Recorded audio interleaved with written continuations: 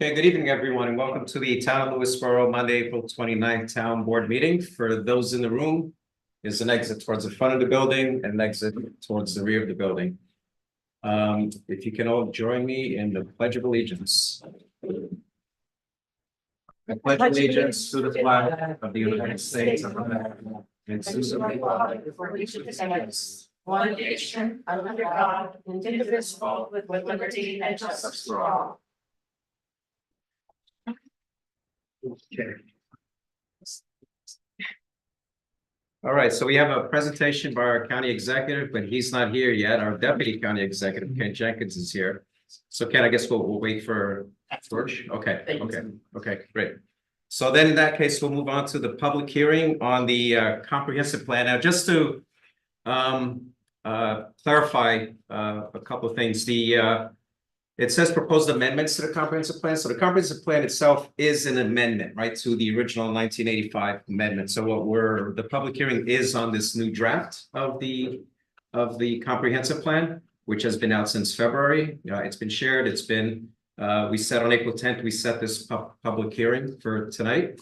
So I'll open it up. So it's the master plan in general, not including zoning.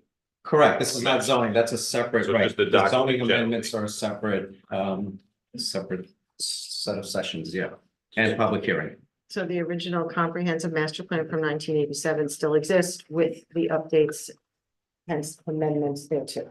You're gonna make a. Can you say that again? It I doesn't couldn't exist, hear replaces it. And I looked at, this replaces the 1985. That was what was right? confusing about Yeah. the language. Yeah, I'll make a motion to open the public hearing. Second, discussion, all in favor? Aye. Okay, public hearing. Anyone here would like to say something? this is Come on public, up. not public comment. It's public hearing For the comprehensive, comprehensive plan, formerly known as the master plan. Thank you. right? Hi there, my name's Elena Dunn. I live here in South Salem. And I just wanted to thank everybody that was involved in developing this new comprehensive plan. I think, well, it was about maybe 3 years ago or longer when I heard at a town board meeting that the last master plan was from the 80s. And I thought, oh, wow, this is a big undertaking. So the steering committee reached out to people in the neighborhood or around town. I was happy to help out in any way. And I was the chair for the South Salem Hamlet, the community outreach, and helped out with spreading the word to get as many members of the town involved, which I think is a great goal to have. And I think we succeeded in that, putting up flyers, sending emails, social media, having a little question and answer at the library a couple times. The steering committee really deserves a round of applause. Katie McGinn, super organized, and she will get on your case if you haven't.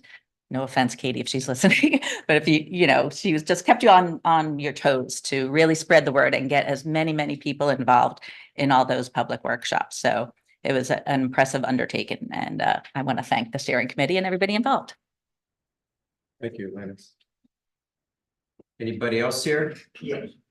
Go ahead, sir. And actually, if I could say something, so thanks to Peter Parsons, a prior supervisor, is why we are here with the comprehensive plan, right? I had very little to do with it except saying we should do it. Right. What? And then getting out of the way while other people did it. I'd like to echo what the previous speaker said. I think the people who. Could you introduce yourself for the people? Oh, who are yes. Listening on Zoom? People on Zoom, so you can stay there on front of the mic. My name is Peter Parsons, and I live in Lewisboro Hamlet.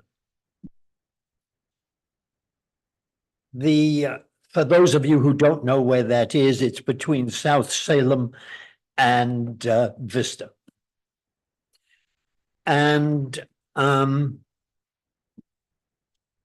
I think that the writers have done an excellent job in minimizing the number of changes, while at the same time stressing the need for less expensive housing in the town.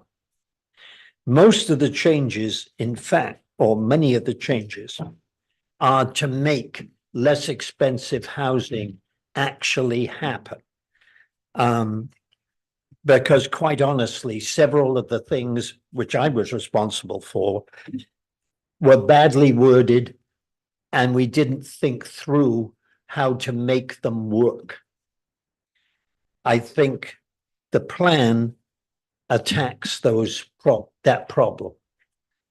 I think it's important to do that, if for no other reason, then it will hopefully stop the state coming in and telling us how to do it, which I think would be a bad thing. I mean, that's what's happened in Connecticut. And some of it is a bit of a nightmare, quite honestly. If you drive through New Canaan, it is not a pleasant sight.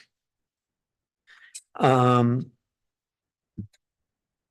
got one thing, sorry, you may not know that in Connecticut, the state has passed a law saying that a certain percentage of housing in a town must be affordable.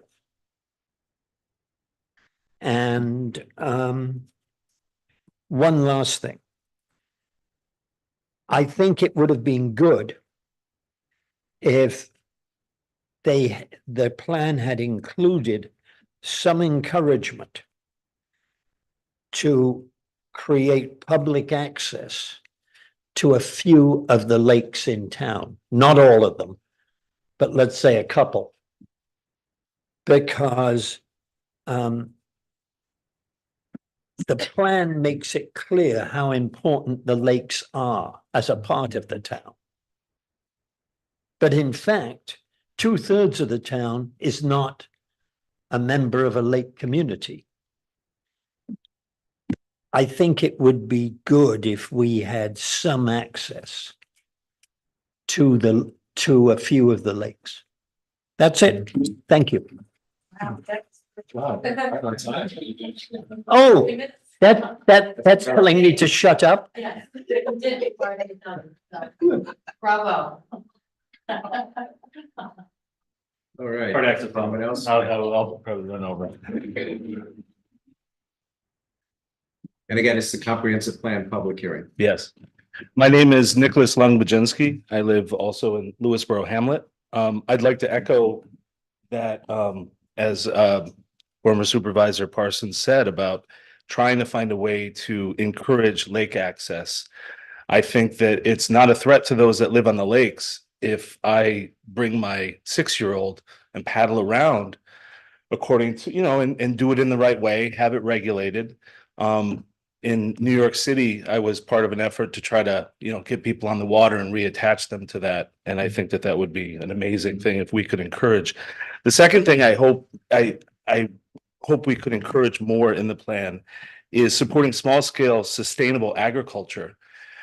Just as a carbon offset, if we can, as they did in World War II, have like Liberty Gardens where we're producing our own food in town, that is an enormous offset because you don't have the fossil fuels or the energy expenditure to take things to the Whole Foods then that you have to drive to. If we can encourage people, again, sustainable and in a good way to produce our own food in the town. My first actual interaction with the town code was what I had to do to get a small backyard flock of chickens.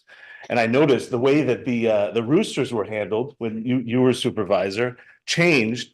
And my father, who's on a planning board in Michigan, they had an entire conflict over that aspect. And that's just, it's one of the loud ones. Thankfully, all my neighbors, and they'll call me if not, they love the sound of the country. So it's something else, small scale sustainable agriculture. I know we put a lot of emphasis on having a tree canopy, but just equal, if not even more, to help climate change, to combat climate change, is if we can produce our own food and the canopy can be brought down and be producing food. So it's just something, especially not in every space and not every hamlet, but in Lewisboro hamlet, we have a history of agriculture on a true farm used to produce food. So that's something that I just wish we could encourage more and have more explicit from the outcome of the process. Thank you. Anyone else here? Good evening, Jennifer Cipriano, Vista. I do want to commend the committee for their efforts in putting together the new comprehensive plan. It highlights a lot of the smart growth concepts that are out there now, and really is bringing us more current.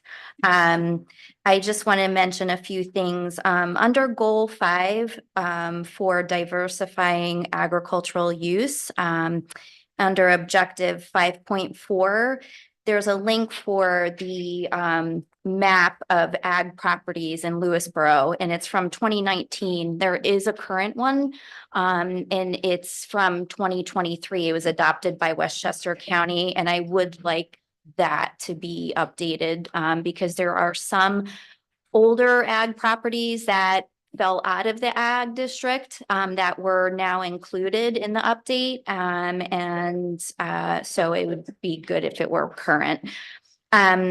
I think it highlights, the comp plan highlights enhancing our hamlet centers that are sort of the center of activity, like Cross River, Vista, and Golden's Bridge.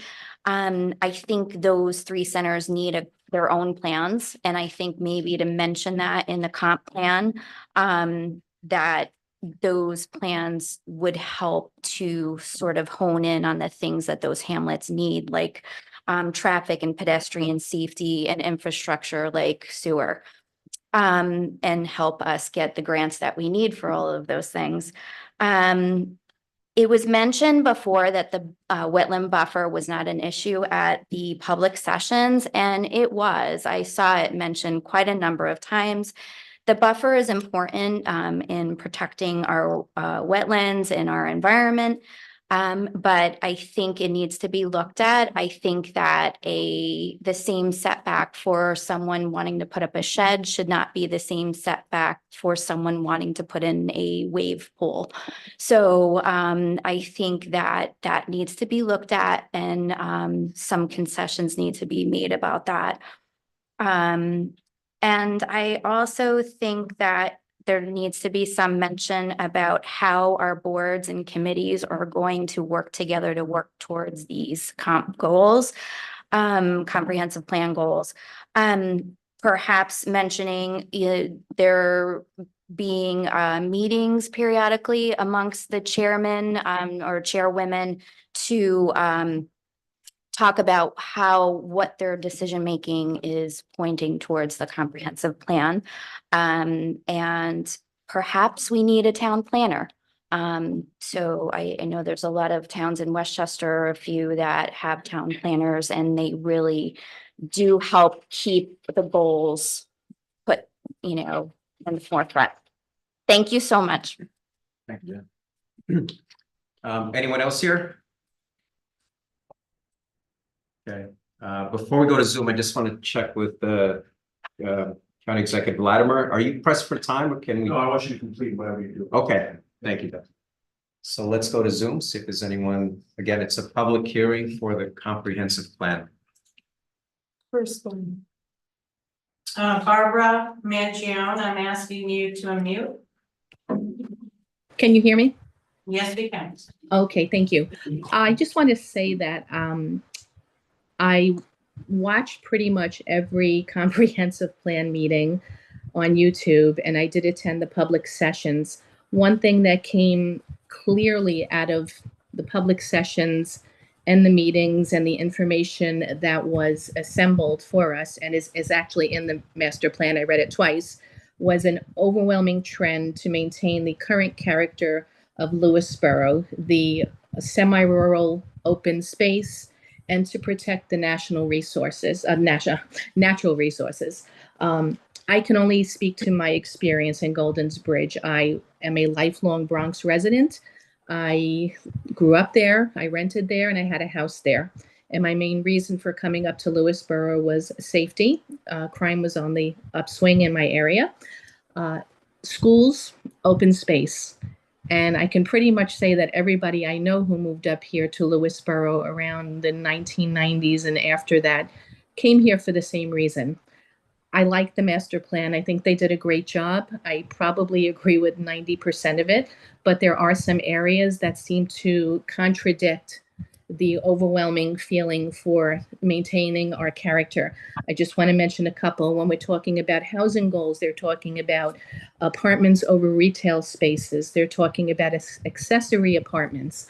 These things have to be very carefully considered because when you talk about also the character of the business centers, the business areas, and you start adding 1-year rentals, it could become a very transient population. It could overcrowd the area when you're talking about units above retail spaces. When you're talking about accessory apartments, you have to take into account that this could be a strain on private wells, which most of us have private wells. It could also be a code issue. You need to have oversight of these accessory apartments, and I don't know if we have that. South Salem probably has the highest percentage of houses at 29% in our town. Golden's Bridge comes in very closely after that with 25% of housing units. The difference is South Salem has over 13 square miles, whereas Golden's Bridge is compacted into just 3 square miles or less. So we're a very congested area here, which really makes me a little leery about some of these housing initiatives that are being presented. When you're talking about aesthetics of business areas, I feel like Golden's Bridge has kind of been an area, and I've heard it when I moved up here from people who lived here much longer than me. And again, I will bring up the EV chargers. There's a whole section about the International Dark Sky Association and lighting in our town in the master plan, yet it still kind of looks a little bit like a carnival as you drive past the Golden's Bridge Shopping Center. So again, I just want to say I like it, but I think we have to protect our hamlets. I think in particular, we have to protect Golden's Bridge from becoming over commercialized and just way too dense. We don't have the infrastructure, the roads to handle that. One more thing. And if we are going to talk about more housing alternatives, I think we should start putting them in areas like Wacabuck and South Salem. Thank you very much. Thank you, Barbara. Thank you, Barbara. Anybody else? Yes. I am asking 482-858 to unmute, but please state your name, full name and hamlet.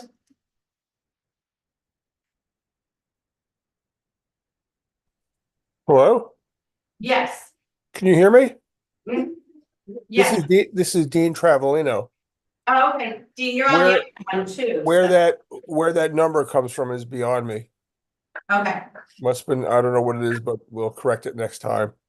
I've listened to everyone speak so far. I have to say that it was a major undertaking, done very well. My specific comments were that, well, first, yes, when you're looking at enhancing affordable housing, as Peter said, I think it's an important thing. I think the cluster housing in the future should be changed a little bit to even include more types of housing, and that clustering would be a good way to get what we need to be done with the available space that we have. Having said that, though, I also feel that what Jennifer Cipriano said is very important, that we should really look at the wetlands buffer and perhaps exceptions for a minimum size. We have the only buffer of this size in the county and probably the state. And the only other town that has that buffer, North Salem, allows for an exemption for a smaller wetlands. Like I think it's under 1/4 acre. New York State for the stormwater has 5,000 acres. I think that would be very important because when Peter talked about the state or the federal government coming in here, it has to do with the allegations against us of exclusionary zoning. And if one thing adds to the price of a new home or construction, it's our draconian wetlands law and its buffer and no differences between a driveway or any other structures. like they do in all other towns, and particularly in Connecticut. One item. Second item quickly is, as much as outreach did occur, we can also see that some of the more active people in this process brought in a lot of new ideas. And some of them were maybe not as representative as they seem, but they're all good ideas. My thing is that when talking about agriculture, promoting agriculture, the plan mentions we have 13 basically horse properties and two or three other agricultural properties. Talking about those that are already under the auspices of agri markets and protected. If we want to promote backyard farming and farm to table, that's a great idea. And that is actually mentioned in there. So there is a little bit of a mention about smaller agricultural situations. But when you go on the town website, often the first thing you see is a horse grazing in a field. When you look at the master plan and open it up, the first thing on the new master plan is a horse field and a fence in front of it. We haven't made any provision or even lip service to the small backyard barns that really enhance our rural charm, keep open spaces open, and limit development. There are issues, I've told this before, I'll mention again in the future, in laws in places like North Salem that give extra protection to those backyard operations. And I think along with farming and farm to table, I think for our rural charm, I would really hope again at the last minute that we can give at least lip service to the difficulties in operating a backyard barn. Thank you, Dean. That's it. Thank you. All right, thank you, Dean. And I just want to reiterate, in terms of zoning, like some comments about the wetlands buffer, that's a separate discussion. So we're going to have a separate set of public hearings for the zoning amendments. This is just the draft, the master plan for the comprehensive plan. The overall document. Right. That's it. That's it? Okay. Okay, great. So I think what I'll do now is turn it over to our county executive, We George. just gotta, Oh, we gotta close the public, we're not sorry. closing it. No, we're not gonna close it. We're closing it, then we're gonna have a second. You said a second, Yeah. when did you, and you're gonna do your 239 and referrals tonight? Right, just to To refer the- to the county. County planning, correct, right, okay. So for our friends at home, what we're doing is we're closing the first round of public hearing. And then we're going to refer it for input from our friends in White Plains, the county government. And then we'll have a second hearing at the end of June. You could set that tonight if you want. Okay. So we're closing this, the scope of the first session is just on the overall document. The other one's gonna be restricted on the zoning. No, component. this- No. it's two- You can go back. Two on the comp. On the plan. Two on the comprehensive plan. the Okay, so it's zoning not, is this is separate. just, okay, it's around, This is we're not so that- closing anything, got This it, is so okay. that we can send the current document in its current form for For- comment to the county planning commission. And then it will come back. And when it comes back with or without comments, we'll have a second public hearing and then take into consideration those comments. And if we want to incorporate comments from the county, if any, and comments or thoughts from the town, if any. And we can also have discussions in the meantime. So the closing of this session allows us the trigger on the town, okay. So just make a motion to close if which comment is done. And we can consider setting a date for the second one and making a referral to the county as well. All separate motions. I move that we close public hearing number 1. Second, And this last name. Now, should we Second. a second motion for No, setting the wait, public- second. We have a discussion. Okay, that's what I needed, so it's a second, okay, wait, motion second, send the public hearings. yeah, discussion? All in favor? Aye. Aye. Do you want to pick a date for the second? public Yeah, so I hearing? had the, 10th for or the the comprehensive 24th. plan steering committee, we had June 10th or June 24th. I would go. Yes. 24th, yes, okay. Okay, so I'd like to motion that we set the second public hearing on the comprehensive plan for June 24th. I'll second that motion. Discussion? All in favor? Aye. Aye. Do you want to move to refer it to the county planning department? I move that we refer the comprehensive plan in its current state to the planning board of the county of Westchester. And Lewisboro planning, right? This is just 239M referral. Okay, That's all. so It's required under the general municipal law. You have to do it. okay, Isn't it, okay, in accordance with GML 239 239. M. Second. discussion, all in favor? Aye. Oh, No, you don't. that's not a roll call, right? Okay, so now I'd like to invite up County Executive George Latimer and Deputy County Executive Ken Jenkins. Yes.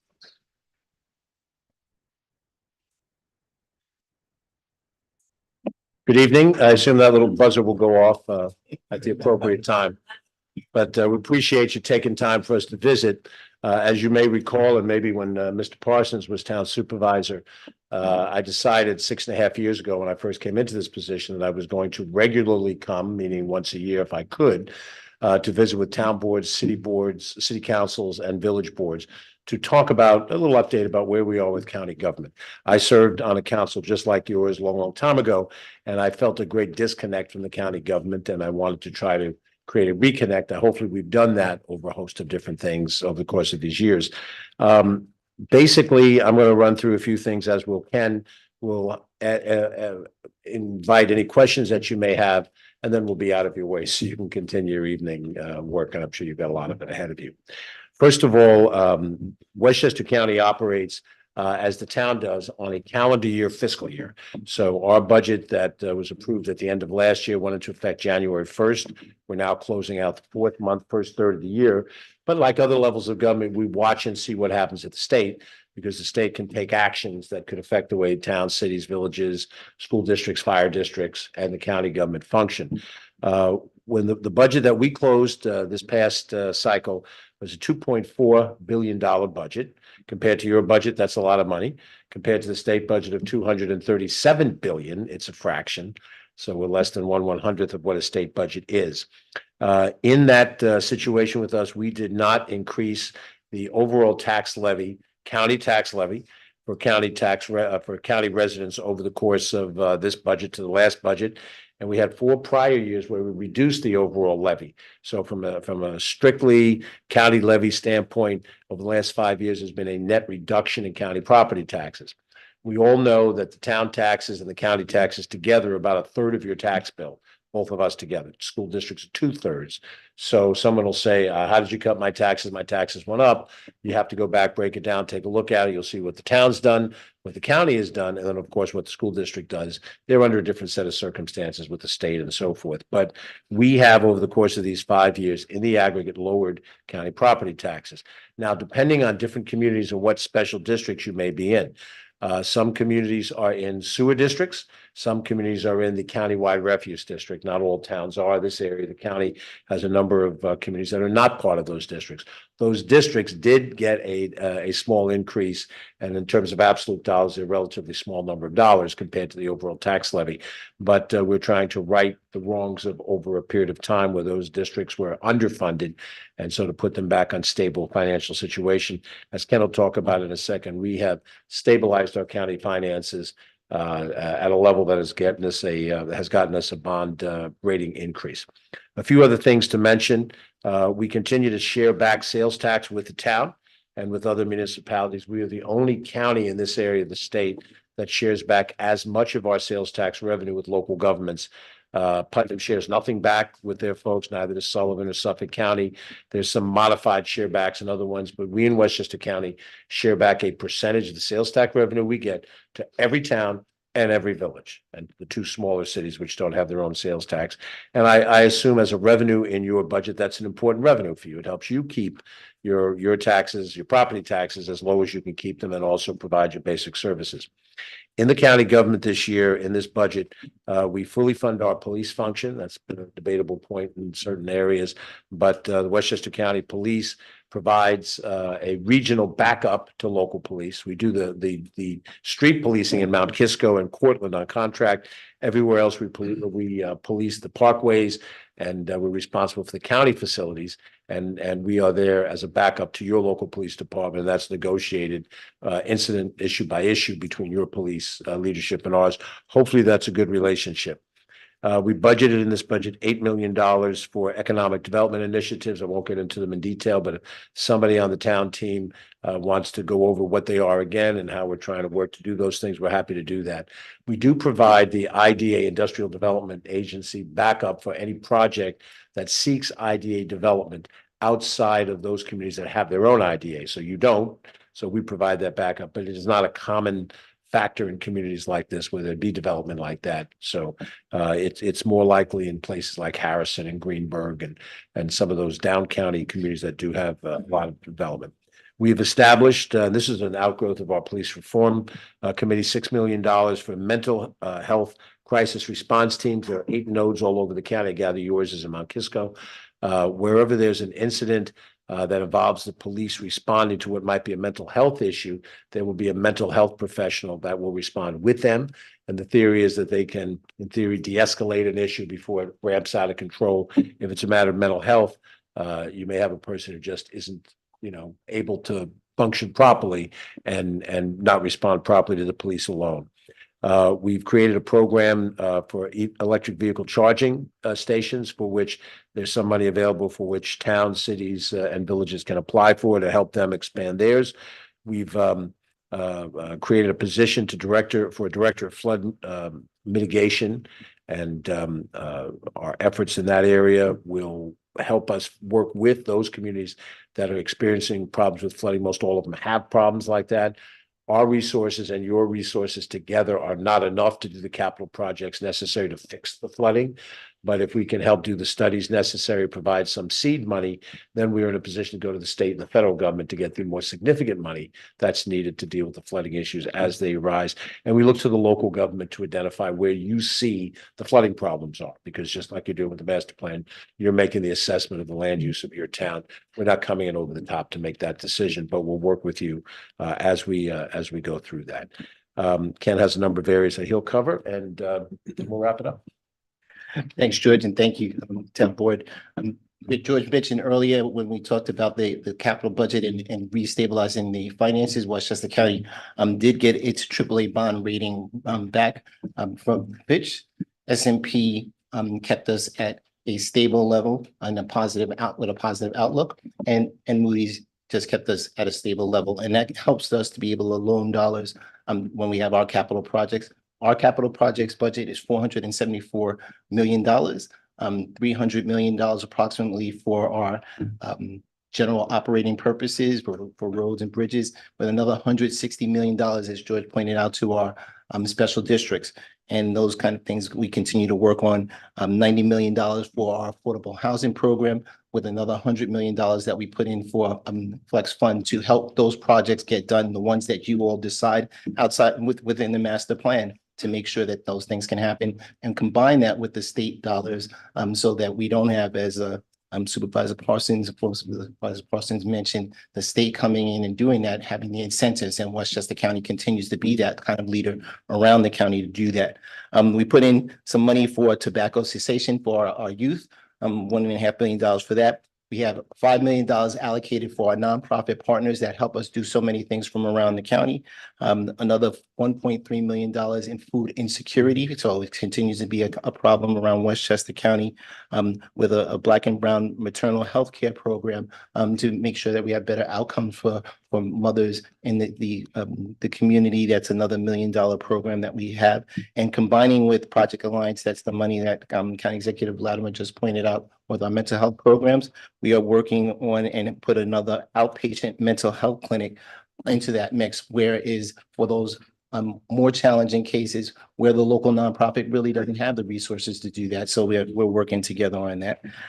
Certainly up here with our parks department with Ward Pound Ridge, the county's actual largest facility by acreage, and certainly continue to invest in those particular facilities and the 50+ facilities that we have in Westchester County. The Department of Health and Planning, from the time that County Executive Latimer and our team took over in 2018, over those 6-year period of time, we've doubled the planning department. So now it is a partner, a true partner to all the municipalities, so that because most municipalities just can't flat out afford their own planning department. And again, we work together with all those folks to do that. And I'll turn it back over to George to wrap up. Thanks. Just to wrap it up, we're very appreciative of the work that Erica Lang Pierce does as your county legislator. We dialogue with her and she's a strong advocate for Lewisboro and the other communities here. We welcome any dialogue that you have, if not tonight.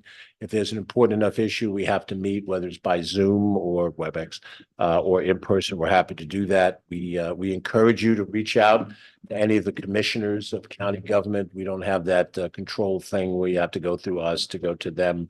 But we do have Steve Bass in our executive branch, who is our Director of Intergovernmental Services, and he is a point person to help you where you have those kinds of problems. If an issue comes up that relates to any of these different departments, and if there are constituent issues that come up that we don't hear about it directly but come to your desk, feel free to refer it to us so that we're able to approach those things. I'll just summarize by saying that a couple of years ago, I drafted a bill which was adopted by the Board of Legislators to limit county executives to 2 4-year terms. And whatever happens, I am working on another issue that has nothing to do with this area of the county, so you're off the hook. But one way or the other, I leave this office within, roughly speaking, the next year and a half. So if there are things that we can prioritize while I am here, I'm happy to do that. I'm also happy to try to set in motion things that might take longer than a year and a half. But the most important thing is that we do the things that we think are necessary, that we be as good a partner to you as we can. And, that is what I wanted to do all those years ago when I was a councilman in my home community, and I found dealing with the county rather frustrating, to be honest. I always thought, well, if I ever had the chance, well, I've got the chance. And so hopefully we've been a good partner. We will continue to be a good partner. I would also point out, I think, that we work very well bipartisanly in White Plains. We do not have some of the problems that you see, a little bit of in Albany and a lot of bit of in Washington. Margaret Kunzio, who's the minority leader, Jim Nolan, who's the minority whip, have access and issues that we deal with comfortably. So we're happy to work across the party lines to accomplish whatever it is that there's consensus to act on. So that is the presentation. I didn't hear the bell go off, so I guess we did. But we're happy to take any questions that the board might have, and however you choose to take it from there. Any questions? I'd just say really, really productive stuff and great initiatives in a lot of areas in housing and like food insecurity. That's a great thing. And we did take advantage of the EV charger program. So we're looking forward to seeing the results of that. Great. Thanks for all that. Thank you, Dan. And our partnership with emergency response as well, it makes a big difference for our community, and we're grateful. Thank you. We have some issues countywide with EMS issues. It's really a crisis situation. I think it takes the state to step in and create a different structure, but we recognize that while we can be helpful, there are bigger problems there, and trying to attract and people to be able to work in a volunteer situation. That's why we came up with the Heroes program, to try to help find some ways to incent people who are volunteer firefighters and volunteer EMS people. It's a strategy. It's helpful, but we have to do something more profound so that we know we get solve that done. If we can make progress during my time, fine, but we'll keep working on it as we go forward. Great. I'd like to say thank you very much for the partnership. Your office is readily available and accessible.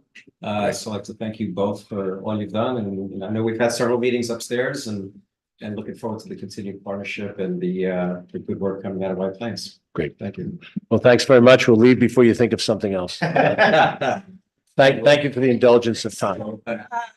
County executive, if our constituents or our neighbors have a question, we can forward them to you as far as county services go. Yes. Yeah. I think the good strategy is, if you're going to communicate with us directly, and also include your county legislator, so that Erica is included. If somebody has a detailed, as much as is possible, if somebody sees a problem, whether it's a road that needs an improvement, or they see something on the county-owned land that's a problem, lay it out with as much detail as you can in the email. Because most often what happens is, if the email is directed to me, I'm going to forward it to a commissioner, and I'm going to say, please look into this and come back with a response.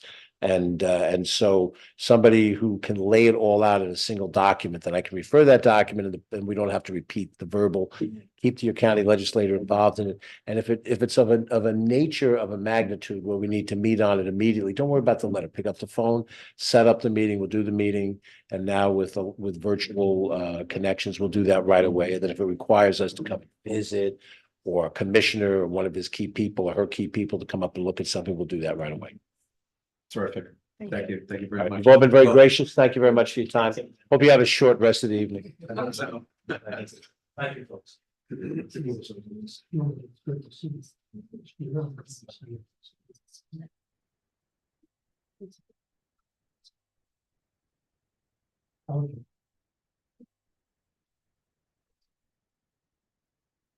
Okay, so next we have the go to public comment number 1. Anybody here would like to speak? Thank you. Kathy Deutsch, Vista. I would like to open the conversation on the employee handbook in hopes that social media protocol can be discussed so that the media of our town employees are reflective of the community and its business and defined as either personal or official pages. According to the handout I provided to the board by the Knight First Amendment Institute at Columbia University, there is clear guidance on how to achieve this. As there has been so much distress in the community by the Facebook posts of a sitting board member who lists his official title on his page, who chooses to delete responses, removes the comment option at whim, and blocks constituents, removing the ability for residents to communicate on town matters, which in turn takes away our First Amendment rights, and, what is most concerning, refuses to remove his official title from his Facebook profile. Thus, the importance of separating personal from official is essential. Our board now has an opportunity to move forward as a town government in a changing social media-driven world and draw guidelines for all employees to adhere to. It is my belief that this, if adopted after careful discussion, would be an important step in restoring confidence in our elected officials and town employees while still maintaining all First Amendment rights. I ask that the board reference the highlighted areas in your handouts as I read them so that residents here and on Zoom can understand what I have presented and hopefully participate in the discussion, as it is indeed does take a village and an engaged citizenry to achieve an effective governance built on participation and trust. I quote the highlighted passages from this handout from Columbia University. And I am just highlighting certain passages. They state that social media is to share information with the public and to allow members of the public to communicate with them about matters relating to government. Social media platforms acts as the modern town public square, noting that these platforms afford users the opportunity to petition their elected representatives and otherwise engage with them in a direct manner. I continue. Previous President Donald Trump's Twitter account was a public forum for First Amendment purposes, and that the president's practice of blocking users from the account on the basis of viewpoint was deemed unconstitutional. Additionally, a plaintiff can claim that a city board's president's decision to block her from his Twitter account was an act of viewpoint discrimination that violated her First Amendment rights. I continue. Public officials don't surrender their First Amendment rights by entering public service. If you'd like to, you can maintain a personal social media account and use it to discuss your family, your golf game, or your thoughts, or as a citizen about world affairs. And like any other user of social media, you can block followers from a personal account for any reason you want to. Your social media account for official purposes, though, the First Amendment restricts you. Okay. Well, perhaps somebody else could continue reading these. Anyone else would like to comment?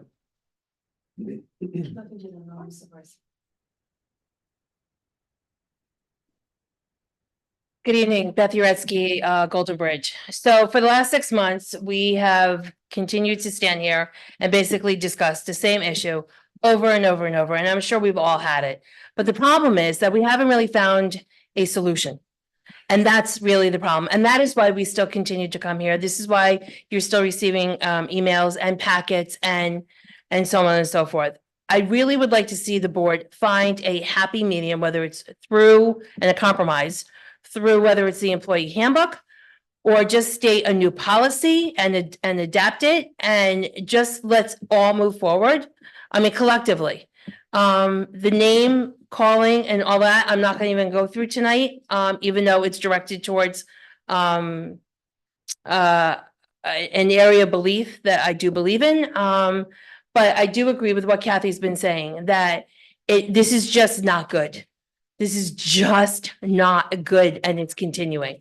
I don't see any reason why, and I don't know if this is maybe a legal issue where maybe Richard and Andrea could comment better, or maybe we need Greg or someone else to comment or weigh in. But I don't see any reason why, as town board members or even as supervisor, Tony, why there can't be a private page where you could spew whatever you want and say whatever you want, all the power to you, and have a town board member page where it's really just limited to town board members. I'm sorry, town board, information and the ongoings around town. I think if there was a separation between the two, I think that's a fair compromise.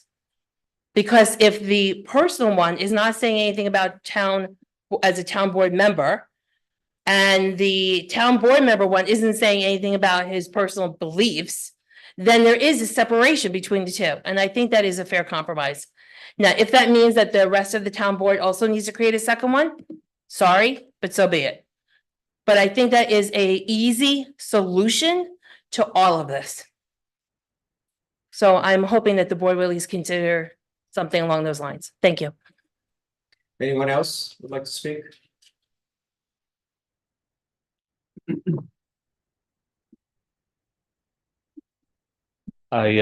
Once again, Nicholas Lungbajenski from Lewisboro Hamlet. I just, to comment on that, I just pray for world peace. In my way to support my daughter who wants to do a peace poster project. But I rise for a different topic. For those of you that watched the last board meeting, which I did from Zoom, my heart went out for the victims of the smash and grab burglaries, particularly impacting our family businesses, people that have invested not only their treasure, but their lives into our town. And those burglaries that were brought to our attention, which we don't know the full scale, and we support law enforcement in an ongoing investigation, but it was the second time it happened. The first time was in October 2020. And the second, which was reported publicly in the press, was April 5th. I sought out and spoke to some of those individuals. I've spoke to a handful of people here, and also debated on social media and in social gatherings. I ask that we immediately consider allocating significant resources to support the work of our law enforcement. And budgets are about priorities.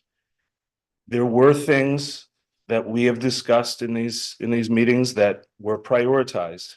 However, being hit a second time and being violated as a town, which by all measure, it seems that this was something that came up our highways from the state border. I ask that we specifically invest using ARPA money in license plate readers, that they be installed on all our gateway highways to serve not only as a tool for law enforcement, but also as a deterrent. These readers are ubiquitous. They are everywhere. They are being used in municipalities all across this county, state, and country. And this is something that allows us to see who's coming in and out, especially that was in the wee hours of April 5th. I'm grateful to live in a town where we can have our disagreements and still have a heart for one another. And I hope we can have a heart for those small businesses that have been hit twice now. And if this happens a third time and we are caught without any direct leads of knowing who drove up that highway, I live between those businesses. They turned around before they got to the plate reader and Cross River. Imagine if it wasn't a smash and grab for property. Imagine if they drove by my house. If you look at with the businesses that were struck and most of South Salem. So I hope that we can please prioritize safety and allocate ARPA money for the plate readers. Thank you. Thank you, Nick. Anyone else would like to speak? Anyone here? You ever know that public business? It made it public business. How about on Zoom? Dean Travelino, I'm asking you to unmute.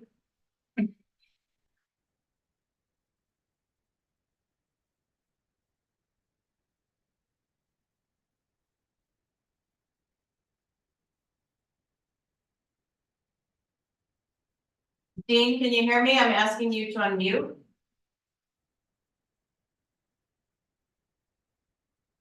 I'll come back to you. Barbara Mangione, I'm asking you to unmute. How's that? Yes. Okay. I'd just like to piggyback on a little bit of what Nick said, because he and I did discuss this also on social media. One of the basic things that everybody wants or needs is a feeling of security. And when that security, that feeling is eroded, there's issues. And we could do, as I mentioned in the last meeting, we can do a lot better. Plate readers was something I had brought up back then, and there's just other things we can do. And I'm sure our police chief could help us out with that. But, he does need the support of the board, and he does need funds. The other thing, under new business, item number H, I, and J are all resolutions approving different engineering companies regarding the pickleball courts. The Kellard Session one is 2 phases totaling $96,000. The Grossfield McCree is $9,800, and the Ward Carpenter is over $10,000 for a total of over $116,000 worth of engineering studies. And I'm just wondering if there is overlap. I did read their bills, their billing statements, their proposals, and it seems like there may be a little overlap there. I don't know. I'm hoping that when we get to that in new business, it can be explained a little further. And I'm also wondering if the integrity of the surface being proposed for the pickleball courts was ever truly examined by a structural engineer before we start investing $350,000 of ARPA funds into this also. Thank you. Thank you, Barbara.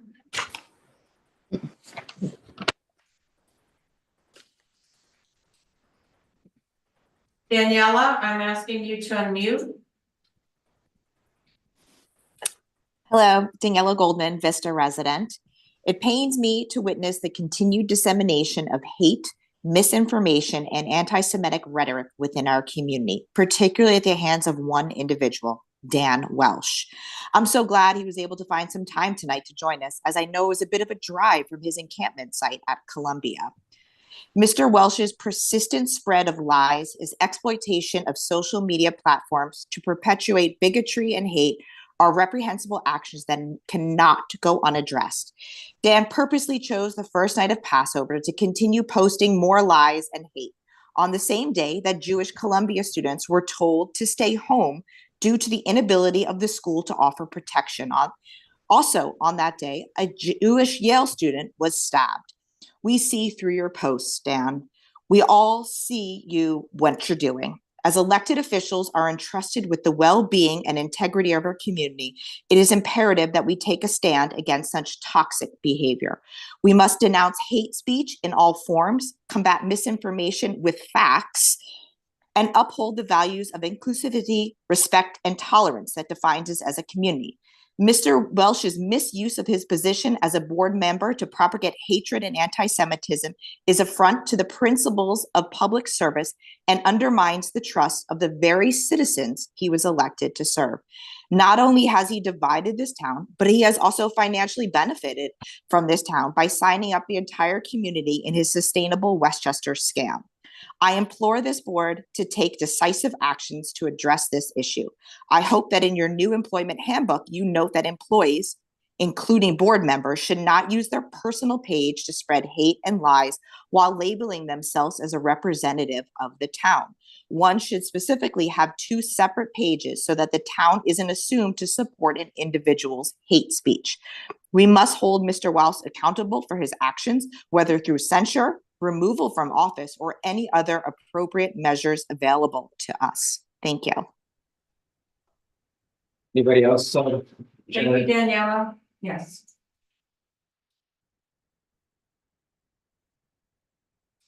Glenn, I'm gonna try you again. Or sorry, Dean. Dean Travelino.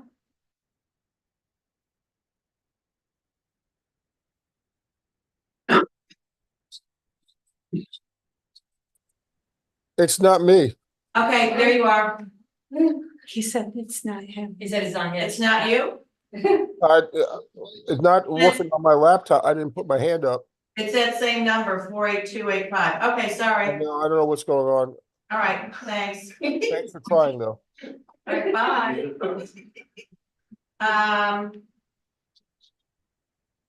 Glenda Faber, I'm asking you to unmute. Am I unmuted? Yes, you are. Hello? Okay, hi. I'll be a little calmer this meeting. A couple things.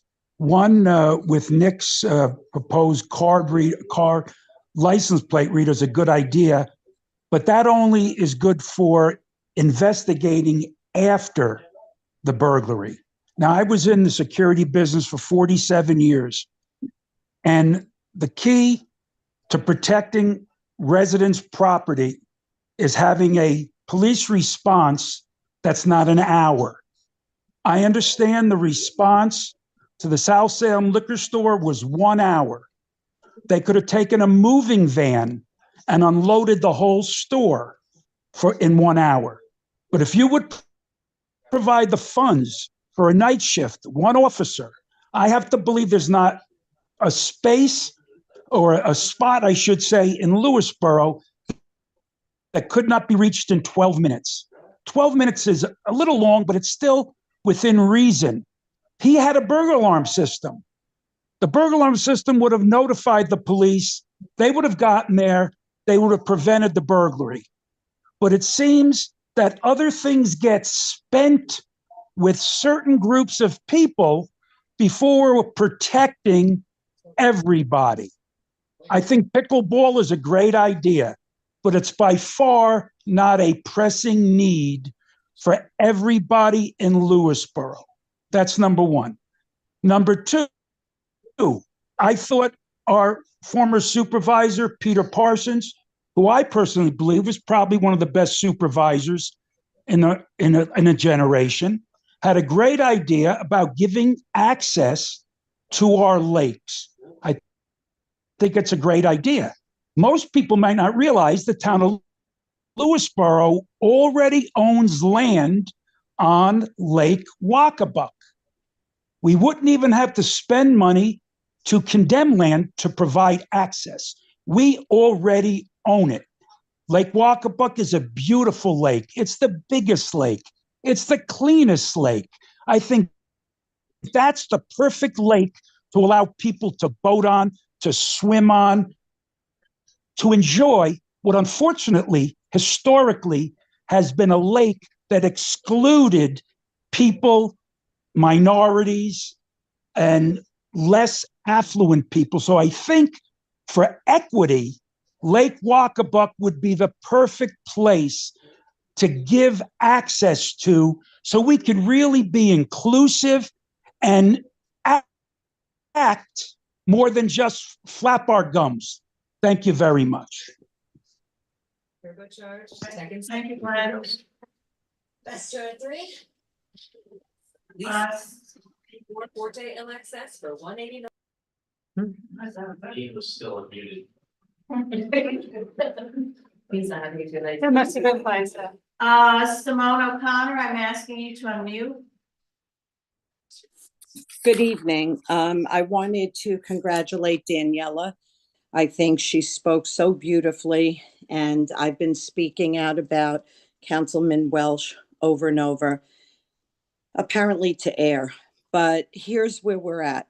If you want to continue spreading your misinformation and your hate of Israel and or Jewish people, while people are begging you not to during high holy days, I would ask that you just take down Councilman of Lewisboro.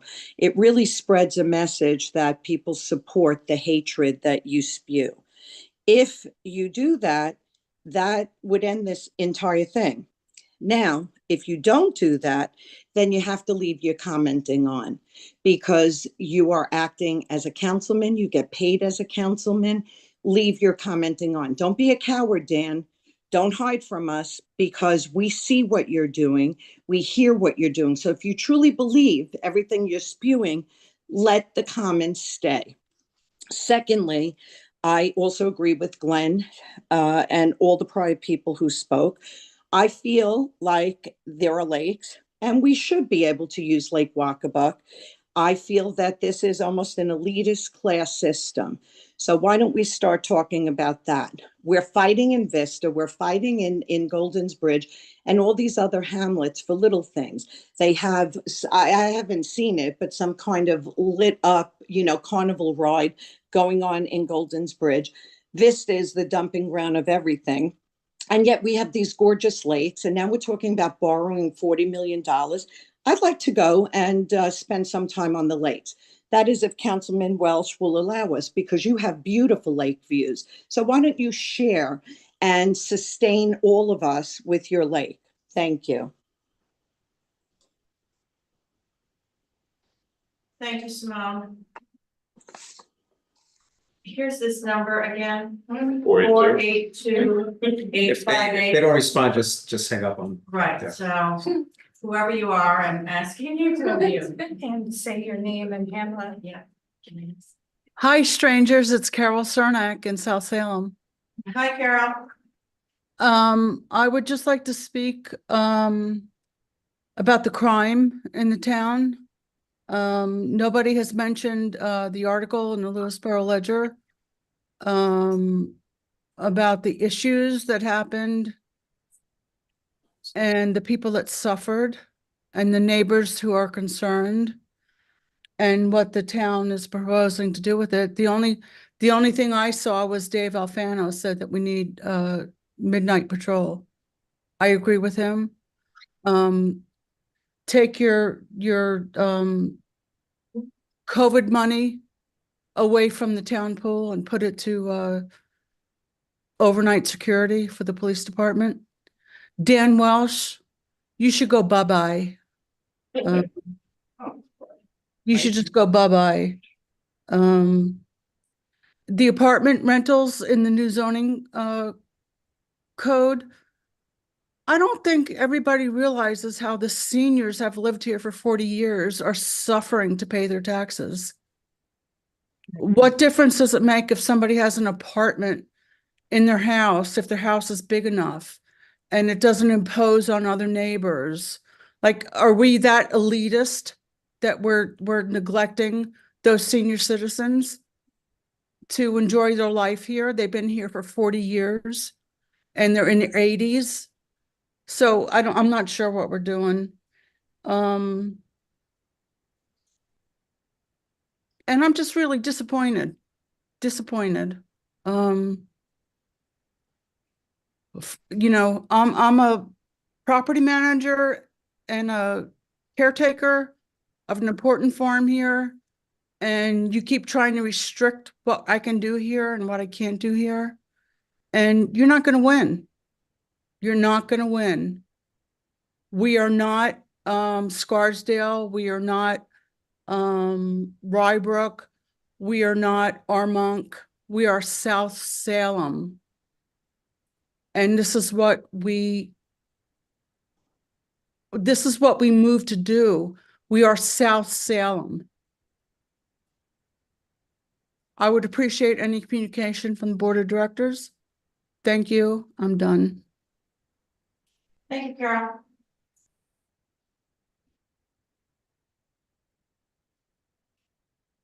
And that's it. That's it? Okay. All right, next, communications, I don't have anything as far as communications goes. So next we have the consent agenda. So I'd like to motion that we approve the minutes of April 8th and April 10th. Do I have a second? Second. Discussion. All in favor? Aye. All right, let's move on to old business, the employee handbook. So we have an employee handbook that's been, I'd like to thank Kerry Wolf, who's worked on this together with Public Sector HR, the outside firm that we hired to help us come up with a proper employee handbook. So they basically took what we had in the old, cleaned it up, made it more manageable in terms of readability and ability to find sections, et cetera. And they also made it more compliant to today's standards. So that handbook has been distributed to the board. The only other thing, and what I'd like to do tonight is approve the current form of the current version of the handbook with these additional sections, so that we have something that we can start handing out to people that we're hiring and also to existing employees. We have received feedback from one of the unions, one of the three unions. And that has been reviewed by council. So that wording, it's just a cleanup of existing language. We have a request, there was a calendar reporting process that we have with employees that was inadvertently left out of this new one, but we're gonna put that in. And then there's a new policy that's coming out of Albany. It's for paid breaks for breast milk expression. So we want to go ahead and include that, so that's out of the way. So we're waiting to hear back on two unions. Correct. They've had, we gave them a good amount of time to review. Okay. And they haven't gotten back to us. They haven't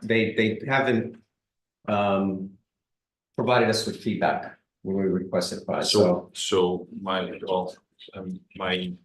take on it would be then we set a time certain that we're gonna leave the window open for the unions to. We did that. We did Okay. that to the unions. So what I like to do is have. And what was that, what was provided and what was the time on that?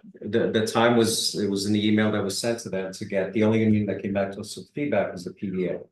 So that time, that clock expired, but what I'd like to do is once the Teamsters and UPSCU come back with us with feedback, we can review and implement it as an MOA to the.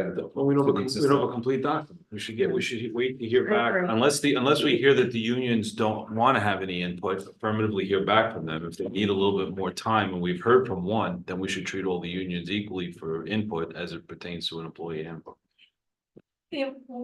Considered as maybe a couple of weeks of grace for the other unions and for potentially the other non-union employees to provide their input. I know we've gotten input from one non-union employee, and I want to make sure that is. I gave feedback, sent a whole email with my comments. Yeah. Right. So, perhaps if we. Yeah. So and again, we have an existing handbook. We can leave it as is, but it's not a good one. Or we can take this step to have one that is acceptable and has everything that was in the old. The terms that you used before, you said proper and now good, so it's not an updated one, the most updated one, but there's nothing, I presume there's nothing that's problematic about it as it currently exists, that this won't be a problem to make it better. Right, I'm presuming we have nothing inherently problematic. I'm willing to wait another couple of weeks, but in a couple of weeks, if we don't have that feedback, then I'd like to go ahead and adopt what we have. Well, okay, so let's give them an opportunity to put in writing and explain exactly what we're going to do and when we're going to do it. Right. So we can hear back from them, because we also, if we hear back from one or both of the other remaining unions, and we need lead time for Kerry to, process it and bring it up to speed. And we've had comments tonight about the social media policy. Right. And There is a social media I policy. understand that. Yeah. So we can ask them, to In the review that in light of some of the new information, Yes, but I would like to, when we adopt the employee handbook, we've now talked about it, this is the second or third time we've discussed it. When we finally adopt it, I would like it to be in the final format and not adopting and then saying, okay, now we have a list of things that everybody provided, so let's just adopt this today and we'll talk about the other stuff later. I want it done all at once. That's my opinion. Because It you're should be done all at you're once. also running into a potential legal issue because you say you want for existing employees. If an existing employer or an employee who comes on board, they're gonna sign acknowledgement and receipt of a particular handbook. Correct. If it changes a few weeks or a month or 2 months down the road, then you have to go through the same process. The existing handbook doesn't have certain things that it should have today. It's from, I don't know, what was the year, Carrie, 2017, I think. 17 or something, but But- yeah. We've been dealing with it at this point. Why not you do it the right way and get it all done at the same time? I'm That's okay how with I that. feel. I know that we've had this, in our purview to review and We've been discuss. reviewing it. Yeah. And we need feedback. I know Andrea provided some feedback. We have feedback from employees that have been incorporated. And, but if you want to wait another 2 weeks, yeah. We'll let the other two unions know that we need to hear from them by the end of this week. So Or we'll give them consider an that extension, yeah. it's an acceptable version, so we should make sure that they get the most current version and out to them so that they have the. And I would like the suggestions to be considered and ask the company that drafted it to incorporate whatever it is that either myself or somebody else has brought to the attention of the town board, incorporated in there. I don't like that, let's get this done because it's here and let's do the rest later. There should be discussion on some of the comments that were made as to whether we feel they should be appropriately included in the final version of the handbook. Right. And if there's a specific time issue referable to an individual or individuals, then that's something we should take up in executive session. There is a time issue with the third party, correct, Kerry? I think they're kind of giving us a little leeway, but is up, yeah. So. What third party are we referring to? The consultant that drafted So it? let's separate chart, yes. I'm sorry, you're both talking at the same time. So Carrie, if you wouldn't mind, just could you come up so that, sorry. Sorry, so public sector HR is still supporting us and has been helping us make these adjustments. Okay. But per the contract, I mean, should have this wrapped up. This process has been kind of dragging on for a while. I'm happy to go back to them tomorrow, get a clean copy with all of the adjustments that everyone has gone through so that you have one clean copy and not you're approving this with the changes. That would be great. Once it's finalized, and our thought was, once it's finalized, the current version, then we can take ownership of modifying it. We don't need to rely on them. So that was part of it. Yeah. But we can go back and see if they're willing to. One more time. Yeah, Yeah. I can go back to them tomorrow and get one more clean version for everyone and for the unions, That would for all be of you. great. Just let the union representatives know that this is what our plan is, that we need their input and leave enough lead time that you need or whoever else needs to, process and incorporate it. Okay, that's fine. I'm good with that. So we'll wait for sessions for the next town board meeting. Thank Give you. the union 2 weeks notice. and- Thank you. And we got two You mega. get 1 week, but I think the other two unions should have one additional week notice. 1 week or 2 weeks. I heard both. I vote for 1 week because that way they have 1 week and we get it settled. And vote on it the coming week or the next board meeting. Because it's really a 1 week extension. Yeah, it's a 1 week extension and then we can have a week to review. Okay. Exactly. Yeah. All right, fine. All right. So we'll, more to come on that. And we are, moving through a couple of pretty mega document intensive things at the same time. Right. Okay, so next we have a discussion regarding the highway department purchase of the winter mixed blacktop. The board was emailed by John Winter. We have a procurement policy. He's got a sole source for this winter mix blacktop. But he's not so what happened was we went out to bid and the bid came back. It was not a sealed. It should have been a sealed bid and we opened it. It was a sealed bid, but then we opened it. It had to go back out. Right, so I had to go back out, but there's only one. Only one bidder, source and they didn't mark the submission as a the seal. bid. It didn't mark it as part of the bid that would have saved it until the opening. So So it's inadvertently opened and that was the only bid you had. Yeah, and we have a $2,500 cap in terms of being able to spend without going to bid. Right. And so procurement. So we would like to waive that policy so John can move forward with this one bidder. He's telling me for this winter mix. that he's not going to spend $20,000 on it. And of Correct. course, it is the DFOB stuff, so. This is You're going to be waiving your policy. It's below the threshold required Okay. for it, and it's also we're dealing with someone that may be sole source, so it may You, fit two criteria. I Okay. so move. Okay, Second. second discussion, all in favor? Aye. Aye. And just, it's well under $10,000, I believe is the number we're talking about, right? it's definitely under 20. It's on the under- year. It's Under under 20. 20 is the limit, but 20 yeah. limit. Oh, I thought it was even more. Okay, It may be No, lower. we're gonna spend significantly less, that's what he's saying, so it's probably. okay, understood. So next new business, we have, this also came from our highway superintendent, no parking restriction. This is just an introductory, just to let the board know, and I believe there was an email that he sent out to the board as well. Yes. We have certain roads that have no parking allowed or in winter months. He would like to make it townwide, but that would require codifying in our code. Typically, what you see in a lot of local codes in this region are that between November 15th and April 15th, there's no overnight parking on town roads or no parking on town roads. Right. And that's what he's suggesting you do, and Yeah, and the problem is his ability and his crew's ability to maneuver when they're plowing, cars are in the way, so they can't. Clean the get roads. clear. So we And need I agree with this, but there are some parts of town where people don't have enough space in their driveways and they are forced to park on the street. And they don't have. So we need to. When and if we get to the point in time where we're adopting a new portion of our code, we should specifically make sure that those particular areas are not adversely affected.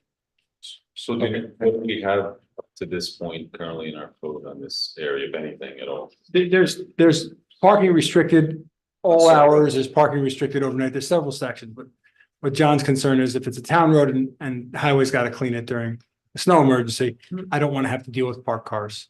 So that window for those 5 months, okay? And it's not only during snow emergency, it's just in snow in It's general. in that, Yeah. that window. In that November window, 15th, right. April 15th, you know, Okay. during the So- snow It season. could be ice, it could be snow, it could be a combination of precipitation, it could be branches down.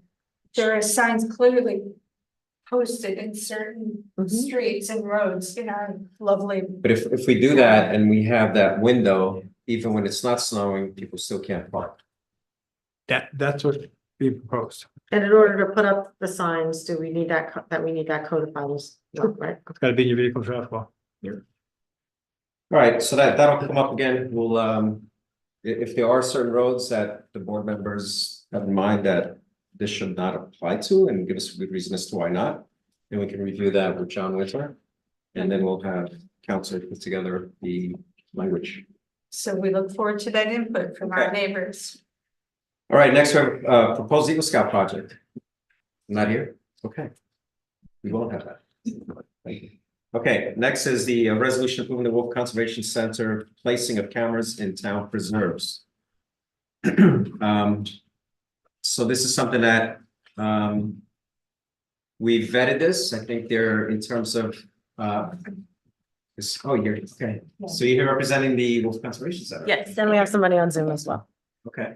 Yeah. So if you could, present your name. Yeah, I can just, so I'm Sunny. I'm one of the researchers at the Wolf Conservation Center, and we're just looking to basically set up a camera survey just to get an idea of the wildlife that are in the area.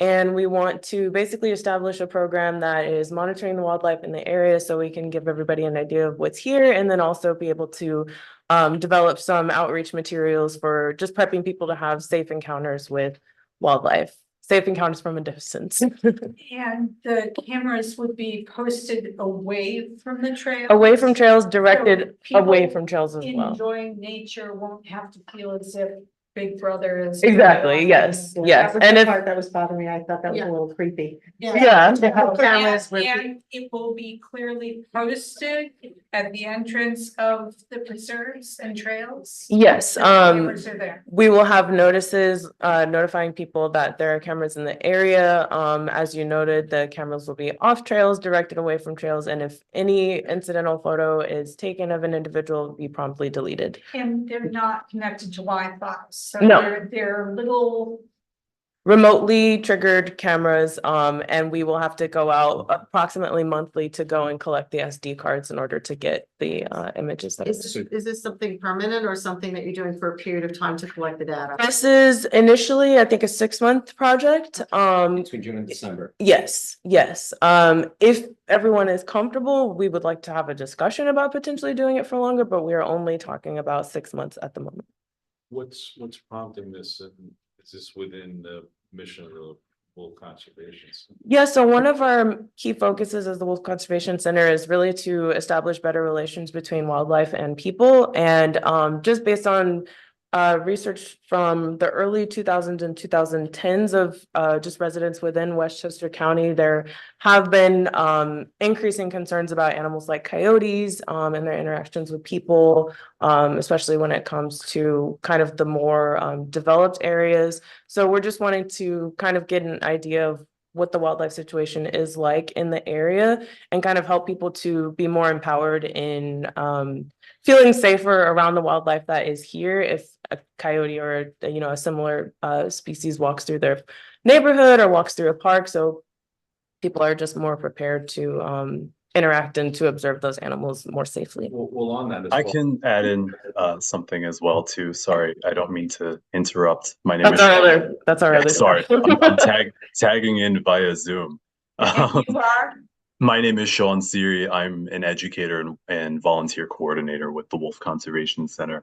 I did just want to expand on Sunny's point, not just of the supporting research that the Wolf Conservation Center has been doing and will hopefully continue to do, but this will also aid the Wolf Conservation Center in, allowing us to educate the public. So education and research are two of our 4 main pillars at the Wolf Conservation Center.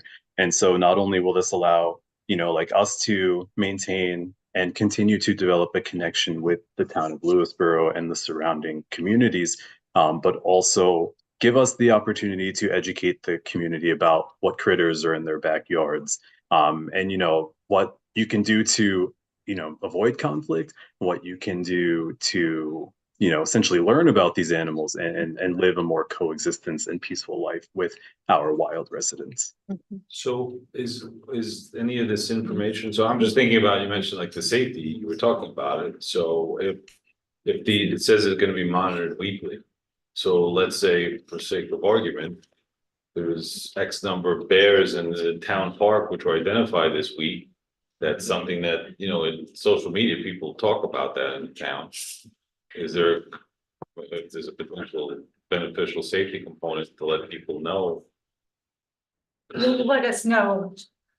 Yeah, that's one of the things we actually want to do. I will say we can't monitor it weekly. That would disrupt the actual, the process of. The memo says it's going to be checked weekly by WCC staff and interns. That must be a mistake because we cannot check the cameras weekly. Not only is that a logistical nightmare, but that is also going to disrupt the actual survey. If we visit the cameras too often, the animals won't come by and we won't capture anything. So what is Is it maybe checking to make sure they're secure and So the cameras will be secured on trees via bike locks and in security boxes. Okay.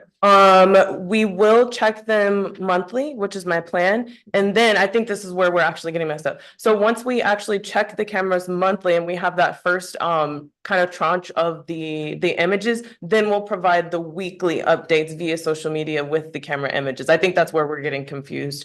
Then we'll have actually enough data So to I'm just reading provide. what it says here. I'm just reading the Yes. words. It says check weekly by WCC staff and interns. That must have been a typo. Yeah, it must have been a mistake there. But yeah, we won't be able to actually go physically out to the cameras and check them weekly. That can't happen. And this, just so everyone is aware, this proposal has been presented to the Open Space and Preserves Advisory Committee. Correct, yes. And they approved it. Yes. Yes, but just to finish my point that I was just making, we do want to have monthly updates for the locals. So then we would provide them with those images and let them know, like, these are the animals that we recently saw walking through this area. And, here's what you can learn about them, and this is how you can be safe. And, so stuff like that. We'd love to have regular meetings with the locals so they can actually know not only the wildlife that are here, but also know what we're doing.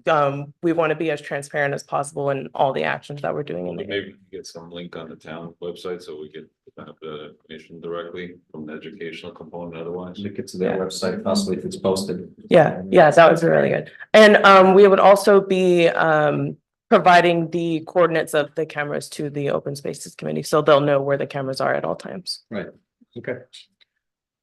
All right. So So you have another question? Yeah. Like the motion? I'd like to motion that we approve the Wolf Conservation Center plans placing cameras in town preserves for research and education of our wildlife neighbors. Yeah. And I'll second that. Discussion, all in favor? Aye. I'm somebody gonna get a list of once they're set and everything, gonna get some information on it. Yeah, we will definitely provide GPS coordinates of where all the cameras are. And I believe some of the materials were shared with you ahead of time, and one of the documents actually has a list of the maximum camera deployment per park that we're It's in the considering. agenda packet. Yep. Yeah, okay. Great. Thank you. off that list, put it on board, won't copy. Perfect. Okay, thank you very much. Thank you, everybody. Appreciate your time. Okay, next we have. Chief Albano is his. Oh, hand up. yeah, let the chief in, yeah. Chief Albano, did you want to say something? Hi, everybody. Can you hear me? Yes. You're real quick, just on the trail cameras. I just want to throw it out there from a law enforcement point of view. I would just reach out with DEC and just make sure doing something like this doesn't increase poachers to our lovely parks and preserves. And that's all I have regarding that. Okay, understood. Increase. Good purchase. point. Okay, Good point, Dave. yeah. Thanks, Chief. Thanks, chief. Can we, since we got the chief on, can we add that other item from new business? No, let's do Hold that on. at the end. Okay. So Don't go next, anywhere, Dave. Hang on. next we have, No, oh, sorry. Sean now is, Okay.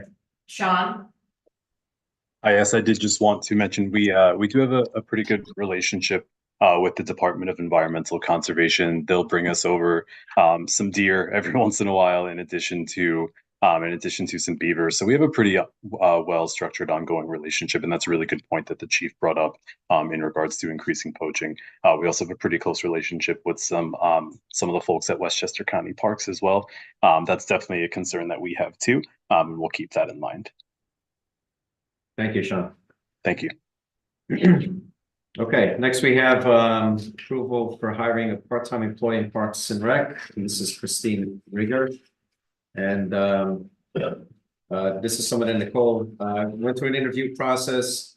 And this is someone who's going to start part-time and may eventually become full-time. And a replacement to an outgoing retiree. Within Parks and Rec. And for our neighbors at home on Zoom, the head of Parks and Recreation Department is nodding her head in agreement from the audience. Yes. Sorry. Yes. So I'd like to go ahead that we approve, May I motion? Sure. I motion that we approve the hiring of the part-time employee in Parks and Recreation by the name of Christine Rieger. And the salary's in the budget, right? Yes.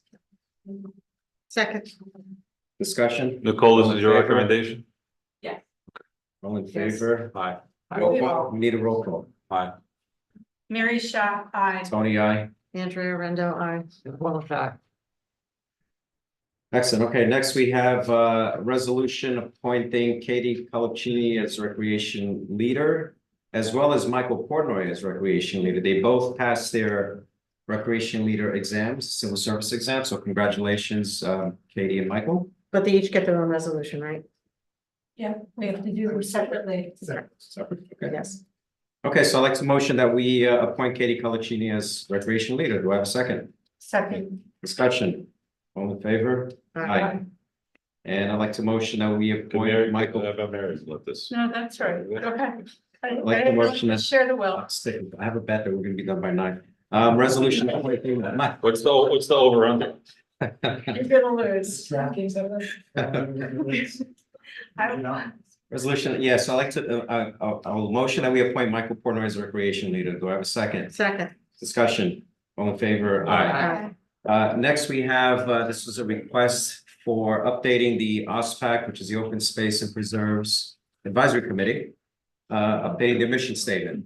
The mission statement is in the agenda. It's been distributed to the board. I would like to go ahead and motion that we approve the OSPAC missions, the updated OSPAC mission We statement. have a cliff notes as to how we're updating. Yeah, it was in the packet. No, just for the public, not for the back. Sure, Eric Torno, Chair. Yeah, Eric, can you, yeah, don't mind. For our friends at home. Into the mic. Good evening, Eric Swarthout, Chair of the Open Space Preserve and Advisory Committee. When I appointed chair, I took the time to read even though I had been on the committee for a while, I took the time finally to read our mission statement. I realized it didn't match what we were doing. A lot of the mission statement was written in a time where the town had funds available to identify and buy property. While we would still love to do that, that really has not been in my time what we've done. We've focused more on maintaining and improving the existing open space that we have. So this was really a reworking of the mission statement just to kind of match more what we are currently doing, moving that up in the mission statement a little bit, but still leaving room that if, God willing, we someday have funds to protect more land, that we have that in our mission statement. So moved. Great. Second. Discussion, all in favor? Aye. And thanks for your service and volunteering with us back, Eric. Next we have, so this is related to the pickleball courts. Nicole, if you don't mind coming up, just in case we have any questions, but I'll go through these. The first one is the Ward Carpenter Engineering, $10,370. We did get a discount so this reflects that discount for a survey of the property. This survey is needed before we can actually go out to bid and put together the bid package for the work. Did I get that correct? Yes. Okay. So I would like to go ahead and motion that we approve Ward Carpenter Engineers for the survey work for the pickleball courts. I have a question. I have a second. I second. Discussion. Okay, so here's my question. Is this part of the cost that was already estimated in the cost that's because we already voted to attribute ARPA funds towards this project? Correct. Is that included in that amount? Or are we going further and deeper into the ARPA funds? It's included that amount. In fact, I think what we agreed on doing is taking the $50,000 donation. Yeah. And tap into that first. That would be good. I would like the resolution to just note the funding source is all. So that we keep track of it. I'm fine with it as long as it notes the funding source. Yes, please. There was a question that came up from I think Bob, as far as just, can you update us where we were? It was like essentially a structural. That's next. Okay, That's we're on gonna the talk about agenda. that. Okay, So great. that's, yeah. Okay. Yes. This initial survey is really more for the land and the trees, because if we are creating that ADA trail through the woods, we need that. We'll draw my comment to the next item. Okay. Any more discussion? All in favor? Just let the resolution be amended. Oh, All these, face mapping, the So- structural, the engineering. Right, okay. So you want the resolution to reflect the funding source? Will be coming Which from is- the donation. From the family donation. In the $50,000.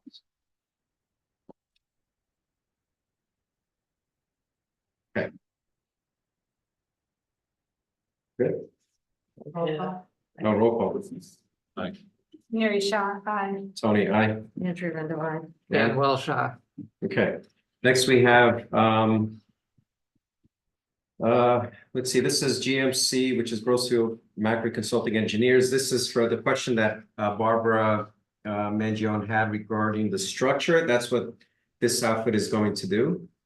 So prior to us going out to bid, we need to make sure that the structure of the existing surface and the courts will support what's it called, the concrete, the Post-tension. post-tension concrete.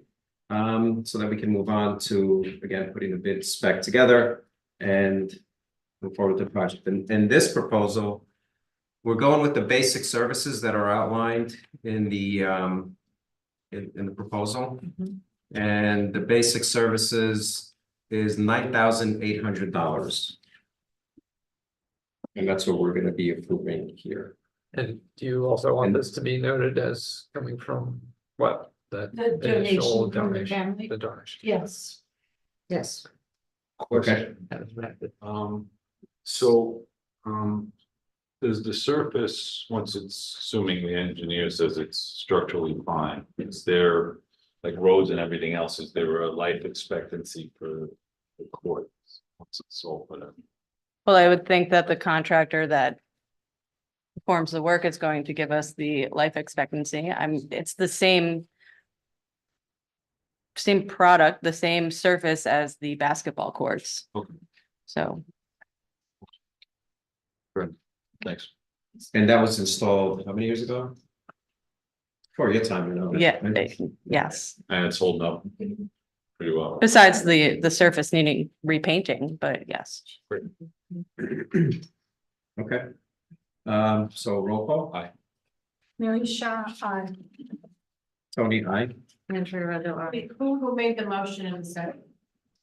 I motion and. I second. And he, yeah, Second with the amended portion. with the amended That's what- portion, yeah. To reflect the choice of the. And well shot, yours. I said, So that's unanimous. Okay, so next we have, this is a resolution approving KSJ for the engineering services for pickleball courts, and let me just go through that here. So there is and all of these quotes, we went back and forth, we negotiated, Nicole and I, we got further discounts than the initial proposals they presented to us, but for the Kellett Sessions portion, there's a list of cost of services. The total is $55,700. That includes the base mapping phase, the site plan phase, the stormwater pollution prevention or SWIP phase, meetings phase, which is coordinating meeting, everyone involved, and then the bid documents phase. So they're going to create the bid document that we will then, and this is, correct me if I'm wrong, Nicole, but this is only done after the first two steps with the survey and the structural engineering piece, Correct. right? Okay, and then there's I'm sorry, the discount is included here. It's actually 52,915. And then there's a construction phase with time and materials not to exceed 33,250. That's, Yeah, what page is that in the agreement? this is page 7 of the proposal, right there.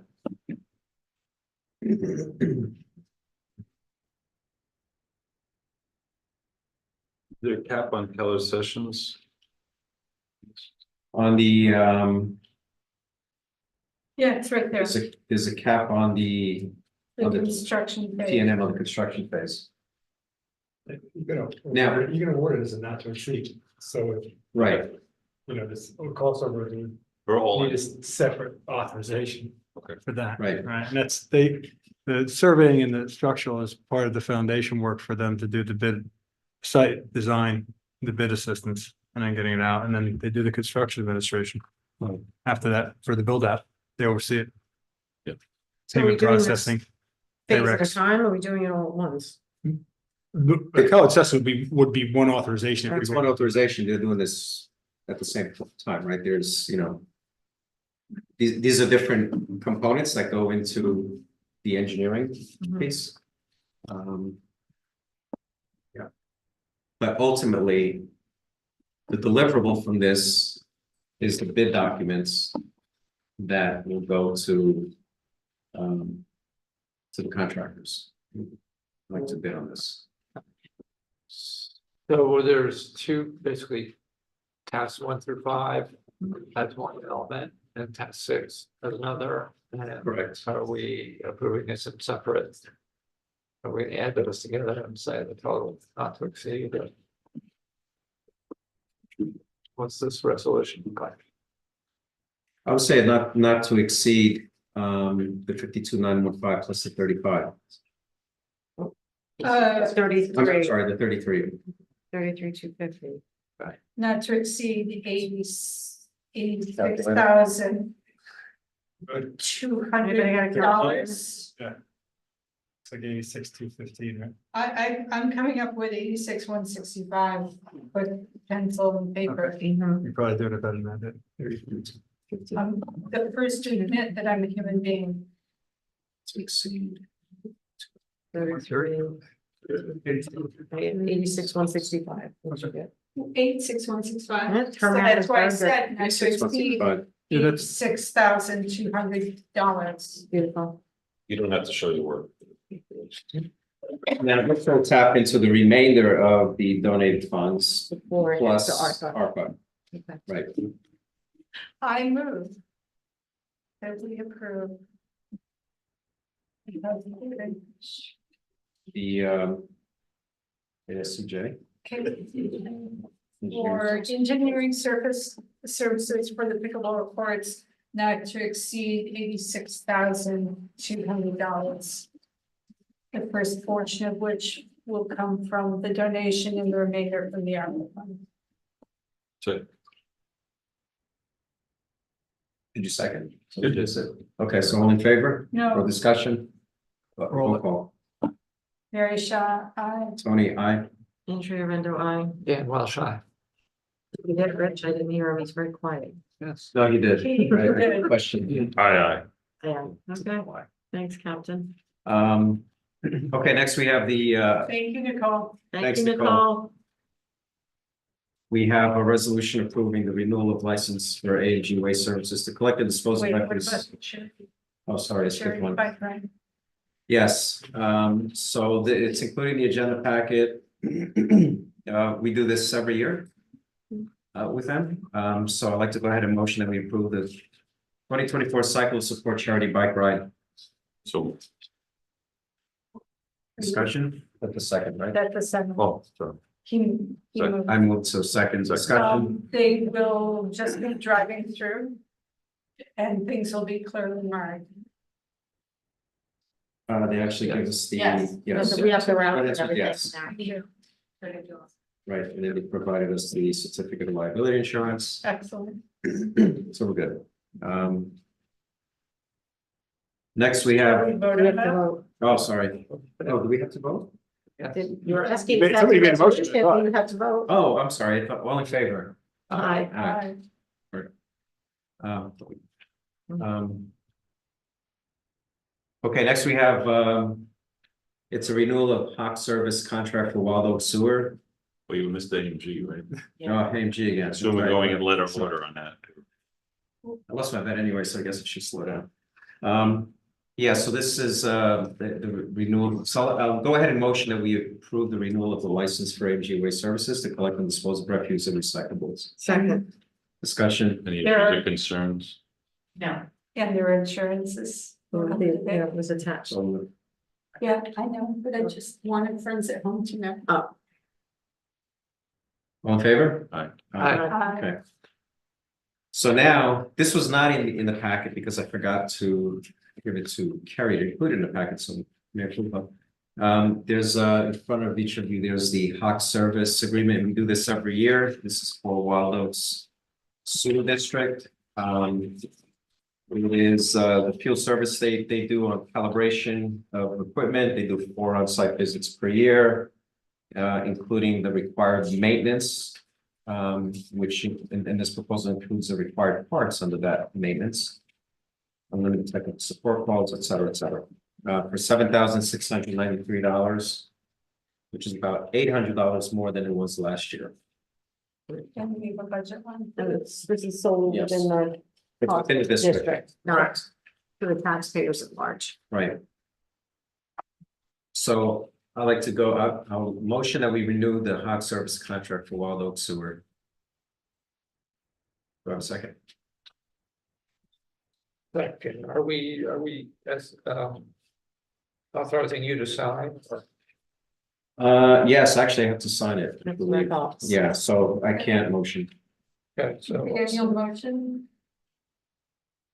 Yes, I move that we authorize the supervisor to sign the agreement with Fox River Partnership for the annual maintenance for Wild Oaks Sewer District. And I will second that motion. Roll call. Do we need to roll call? Do I have to state the amount for an amount $10,583? No, I think it's eight. What, why is there a, okay, I'm reading now. Oh, hold on a second. What's the second? It's 10,583. That's the end.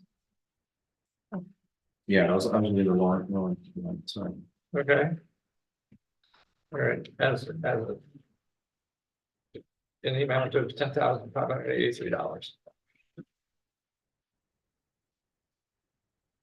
Yeah, I did. But I think it's been amended, right? Or Yeah. the motion's been amended, so do we have a second as amended? Second is amended.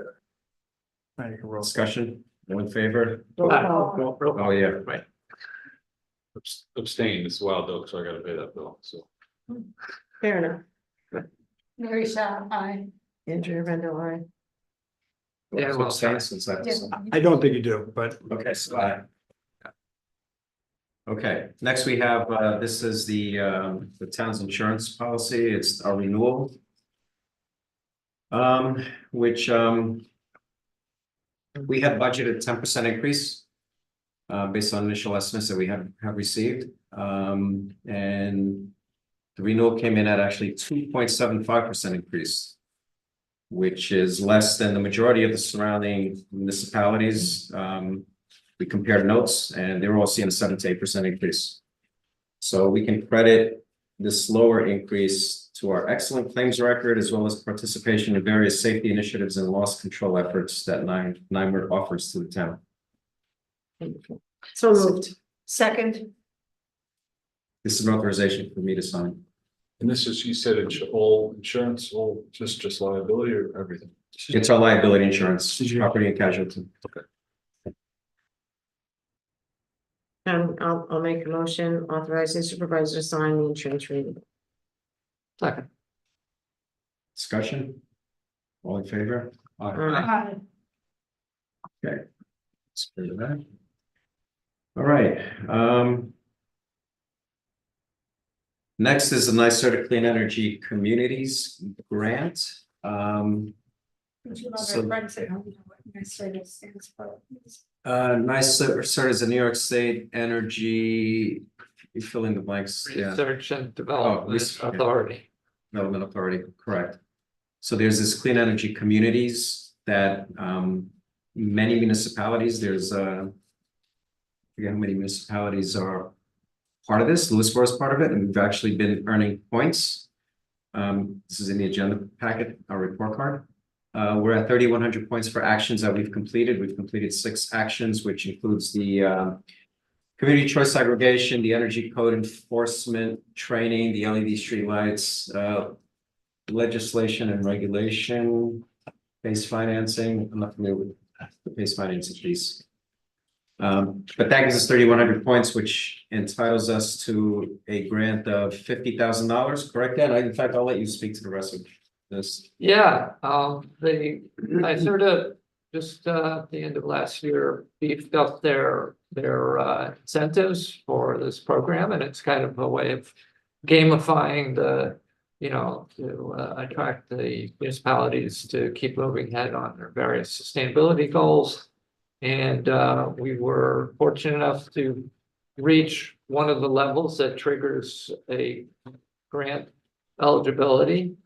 That's the 3-star designation, I think, or 2-star designation, sorry, which makes us eligible for a $50,000 grant. And the way it works is they're trying to use that to, again, generate more initiatives around sustainability. So they give you kind of a menu of types of projects that are sort of pre-approved. And so you can also come up with some custom project that'll probably take them a year to assess it and see whether or not they're gonna allow it. So the committee went through all the different options and we're trying to think of how to take that money and have the greatest impact both for the town and sustainability. And also these can roll into new points for the next level. So I know actually, Mary, you had a question in one of your emails, or you made a comment relative to what Tony said. And I think it's going to distinguish when you hit this next level, it's not, you're not going from 50 and adding 50,000, it's a whole new $100,000 dollars. So this is a discrete award. And what the committee came up with as a recommendation is to buy one electric vehicle, which would be your kind of standard economy sedan, either a Nissan Leaf or a Bolt or something in that range, which would be just under $30,000 is what the and I think I sent around the Office of General Services state list with those. So those are coming in like 28 or something. And then for the rest of it, they inquired with Joel as to whether he was ready for an electric riding mower to do some of the work on our town properties, and he was eager to move ahead with that. So we figured that's a good second piece. Now that one is originally we consulted with one of our members, Tom Kelly, as the senior energy manager at Purchase, and they had bought some of these. At the time it was coming in at like $18,000. We got one quote up to, and that was a few years ago. This recent quote is like 24,000. We're hoping that there's still room to do better than that, but what I'd like to ask the board is just to allow for up to $5,000 that the town would throw in the kitty to make this all happen, if that's what the numbers turn out to be. So you'd be getting $55,000 worth of equipment for 5,000, get the vehicle and the riding, commercial riding car. So that's the recommendation. As I say, that does actually accrue more points, and we would do our best to try and get to that next level, which is $100,000 grant by October. And October is when this round of fairly rich incentives comes to an end. There's expected to be more funding, but it may not be quite as rich. So we're trying to see if we can get to that next level before then as well. So I know there's a lot of paper in your kit here. Probably didn't have to have the whole thing, but if you have any questions about this, about the program, how it works, or we did, or. And this is, if I can add, this is something that's been when I've been attending the Westchester Municipal Officials Association meetings, and it's come up multiple times as many local municipalities that are doing this. Hastings on Hudson, they're taking the lead. I think they're the top, so there's a little competition going on. Bedford's up there. North Salem is doing a great job with this as well. In fact, at the Pace University Land Use Conference that Jennifer attended as well. Thank you, Jennifer. They talked about this, the CEC, and also the other program, which is the Climate Smart Communities, and North Salem actually presented about their efforts on that. And I have a document that they shared with me, which I'll distribute to the board. Yeah, I think we've done a lot of stuff. We need to start working on the paperwork to register all those. I think we can get to the first level. So I'm a little bit confused. We have a 47-page guidance document. Yeah, that's like all the different types of projects and the amounts of points. But is there anything listing what we're looking to do? So what we're looking to spend? Page 7 is really the important page. There's the report card. That's important. And then page 7 of the document that tells you shows you the grant levels. So if we just see something here. Yeah, so if we act before October 1st, these grant amounts are going to decrease. So the $50,000 grant becomes $40,000 after October 1st. The 50, what's that again? The what? Look at page 7 and page 8. I got it, okay. Yeah, And so right now, we are entitled to $50,000 in grant money, correct. Right. but we have to use it before October, otherwise it's gonna go down to 40. And what I'm saying is that what we'd like to do is get this grant application or the funds usage application out the door so that we can actually complete these items, which then accrues more points so that we have a shot at getting the $100,000 designation before that October date. All right, so there has to be a grant application done. Yes. Right, so we'd have to go from a 2-star designation to a 3-star, No, we're at a, we're at a 2-star. but we're small municipalities, so I'm reading the chart, right? That's correct. So it'll be Yeah. $100,000. So right now, Once we get the 3-star designation, it's 100,000. Right, Yeah. so what would we have to do to go from that 2-star designation to 3? We have to, there's a whole menu of Another different project. types of projects. And so, for example, charging stations are one thing that accrues points. And we know we have scheduled the Yeah, that's- installation of a few. yeah, charging that's in the stations. works. The solar panel. The solar installation. panels. And who's doing the paperwork? Is it our grant committee? Yeah. And it's just something I have the portal login, and all you do is you take the evidence of what we have accomplished and put it up there, wait for a week or two, and they come back and say, yeah, you've got it.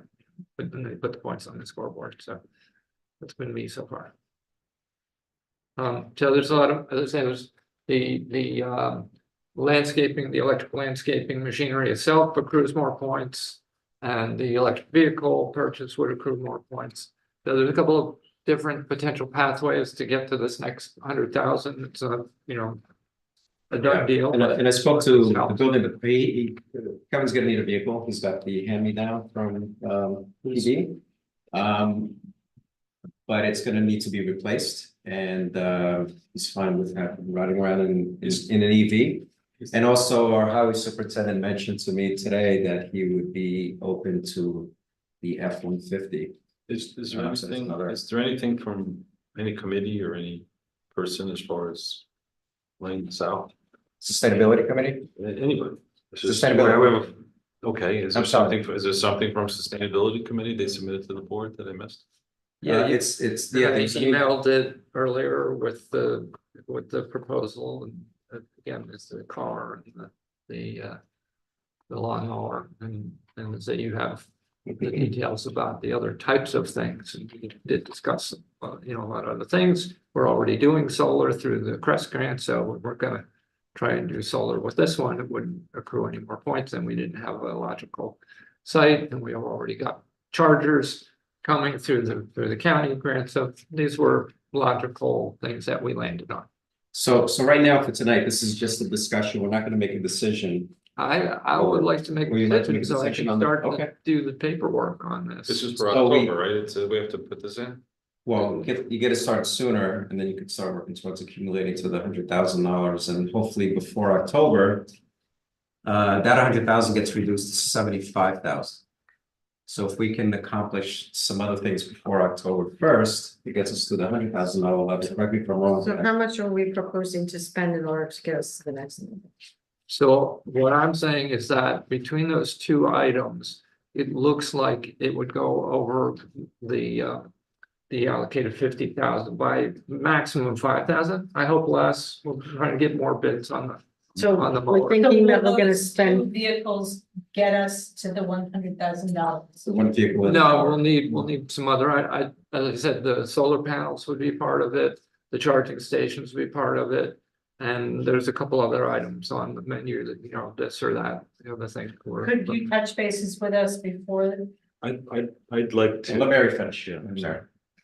I would like to give input on those one or two other items as well. Yeah, we're not, today we're just talking about the 50,000. Okay, And then once we make that submission, we're off and running to try and go to the 100,000 level. They're separate exercises, but the 50,000, once we have accomplished those, those accrue points actually, which can roll into that next initiative for the All right, 100,000. so to be clear, we have to spend money in order to submit to get reimbursed that 50,000. So we have to spend up to 50 to get the grant money reimbursed to us. Is it reimbursable? Is that how it works, or they give us the money to spend They upfront? They just ship you the money. Just ship the money first. Yeah, that's what happened with the last one. We got that 5,000. Right. Grant. I'd like to see if we can move this to next meeting, because I'm still unclear exactly what we're spending the money on. What, you mean the $5,000 Everything. Well, 50,000, it's 100,000, laying monthly. stuff out. We have a 47-page guidance document and nothing laying out, this is what we're gonna spend money, why we're gonna spend it. No, that's not true. You don't need to be the Rich. 47 page. I included the information from the OGS list, state purchase list for the vehicle and the quotation for the mower. So All I'm right, not sure. so you're proposing we buy a vehicle and a mower with the That's- 50,000? That's right. And that's And you're embedded. concerned, okay, but your concern, just to clarify, so you want to spend the 50,000 on the mower and the car, and you suspect that it might go over by about 5,000? I'm looking for, some allowance just in case we go over by that much. And we'll endeavor to, keep that to a minimum. Does that answer your question, Rich? No, not really. So let's go ahead and make a motion, what you want to do. So I move that we go ahead and submit our grant usage application for the NYSERDA $50,000. And with the request being for a electric vehicle, not to exceed, well, as indicated in the package I provided, and one electric landscaping equipment, a riding mower, and that the town is prepared to fund up to $5,000 overage for in total after that $50,000 grant. And that wasn't very well worded, but. No, that's not, still not clear, I'm sorry, it's just not clear. So that's your motion. Yeah. Do I have a second? Well. Do I have a second?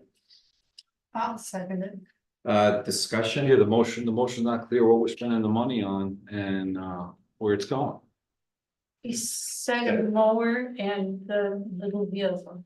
A motor and a little vehicle, that's, do we have separate invoices or proposals? Which It's each in of that- those it's in gonna that come? email. Which It's email, services. which email are we talking about? I've got the stuff that's. So we have before us. we have the motion, we have a second. Okay, so we're gonna ram this through. Discussion. Okay, I get it. All in favor? Aye. Aye. No, I don't understand what it is, so. No, I want to do, but I want to see it laid out. No, I'll probably vote on it the It next is meeting. free money. No, it is free money. I want the free money. Don't get me wrong.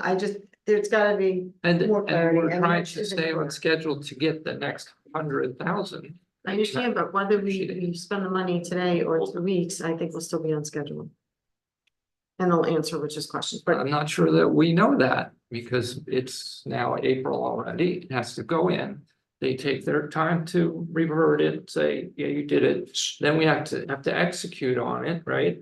And we'll need to have documentation that we executed. Then we can take that documentation and feed it into the next application process. When is So- the application due?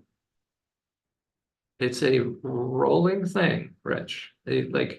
Okay, so.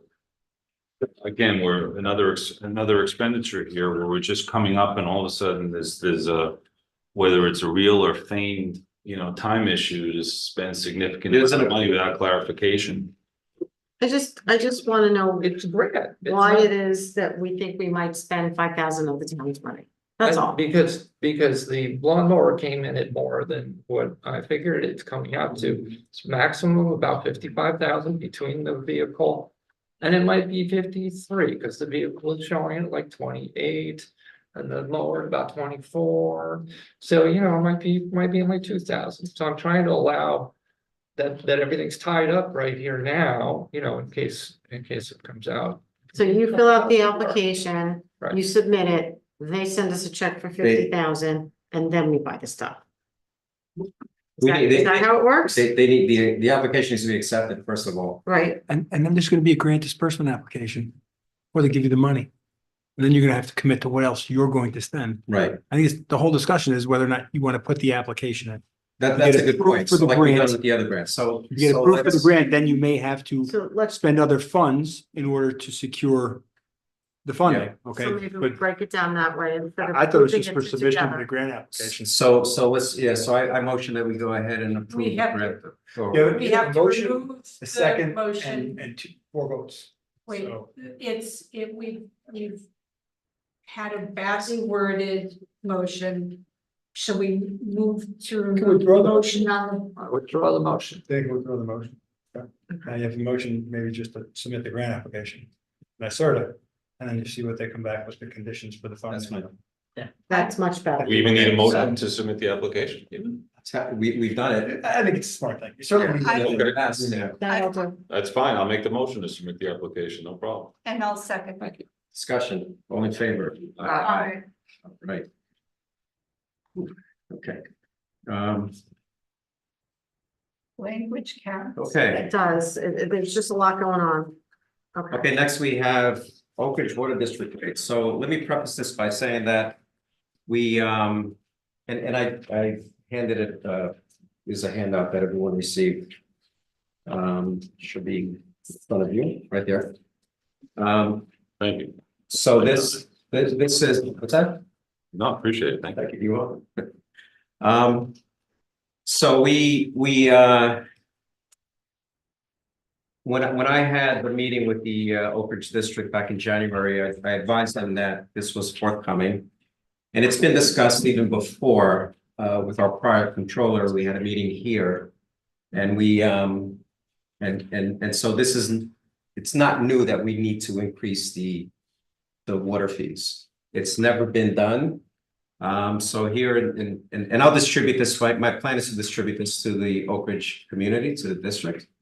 But in terms of why are we doing this? We need to cover the increased operations and maintenance costs. For example, the operator every year, the fee that they charge us increases by the CPI number, the Consumer Price Index. And it's capped at 5%. So it's anywhere from between 2 and 5%. We also used to get a developer contribution from Smith Ridge Associates. This was the townhomes that were built. So by Smith Ridge Associates over at Oak Ridge. So from 2015 through 2022, the total contribution from them was $446,000. That paid for the operations and maintenance. It helped pay for the operations and maintenance. So we were able to hold off on increasing water fees because that money was coming in. That money is no longer coming in. It was a small amount in 2022, zero in 2023. And then we have the new bond debt service for the amount that we borrowed for the PFAS expansion and also the other upgrades that we're doing for the water system. The current rules and regulations of the district reflect that the fees that are currently charged were established by the town of Lewisboro July 1st, 2004, so 20 years ago. And in So the rates haven't changed in 20 years. that is correct.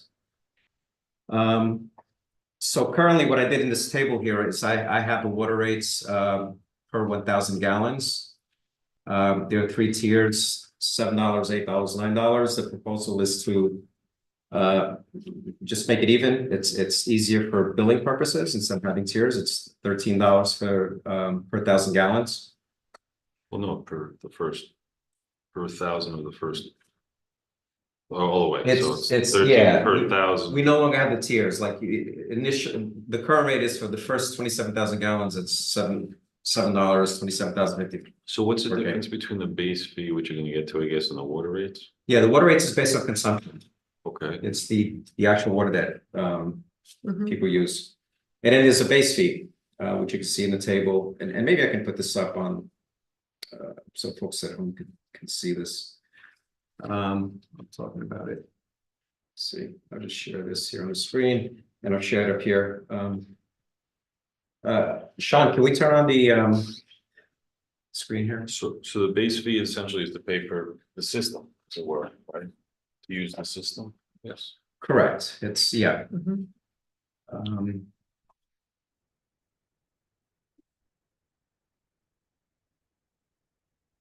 here.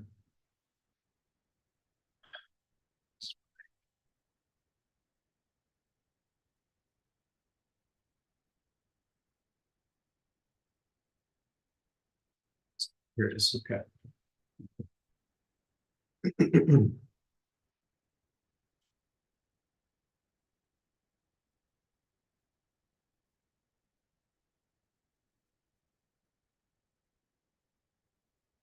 So, Thank you, Sean. okay, thanks, Sean. So these are the, this is what I pieced together, just to summarize what we're doing here. So again. Oh, sure. Thanks. There, yeah, okay. So again, why are we increasing fees? Because the cost of operations and maintenance have gone up over the last 20 years. There's no longer a developer contribution from Smith Ridge Associates, which totaled $446,000 from 2015 through 2022, and that money paid for the operations and maintenance. There's a new bond debt service cost. There was an existing 2 bonds. They're combining to the new bond issue that we just closed on a couple of weeks ago. But with the borrowing that we did for the plant expansion, which again, we got about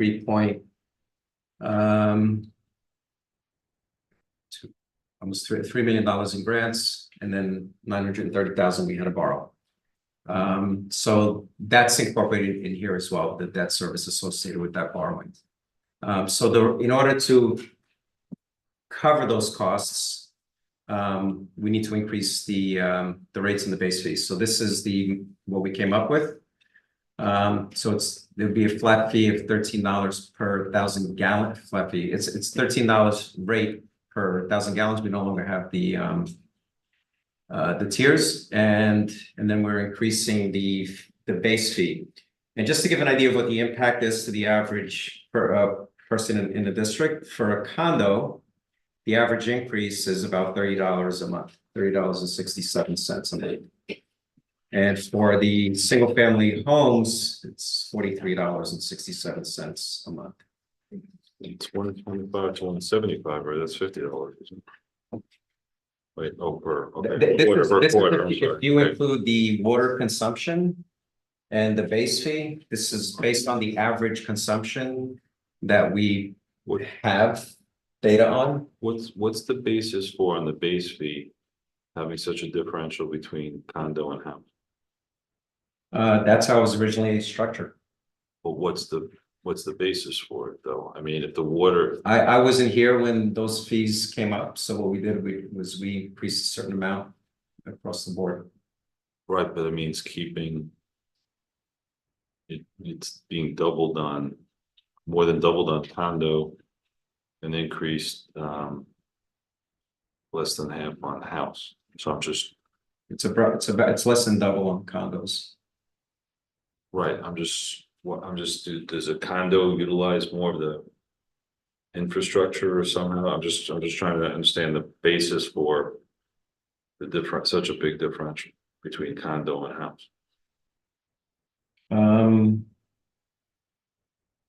It's based on, I have to go back to the spreadsheet that we worked with, but do we know, yes, like in the district, do we know how many of the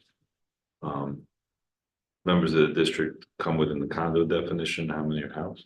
Yes, we do. Pull that up if you're interested.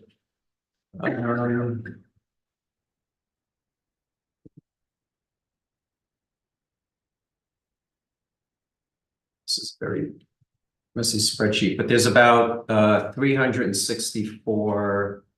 Hold on a second. 327 units for condos. And then this, I don't, it's not reflected in my spreadsheet, but there are condo spigots as well. Those are smaller numbers, smaller.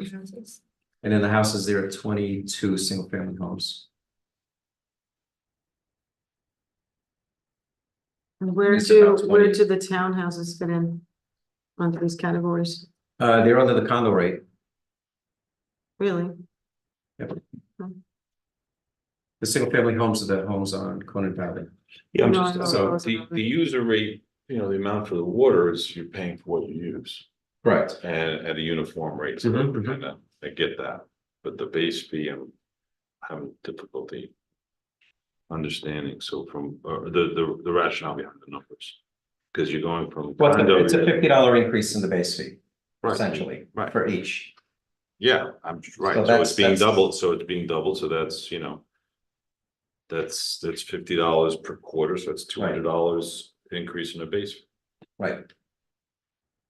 And that works out. And that's That's fair. based on consumption and based on the number of units, that gets us to the number that we need to. Well, that's just on the base, so so somebody's water is also increasing per thousand, and do we know what the average water use of a customer in the district is? Let's see, average water use. Average gallons, 7,000 gallons per. Per quarter, hold on.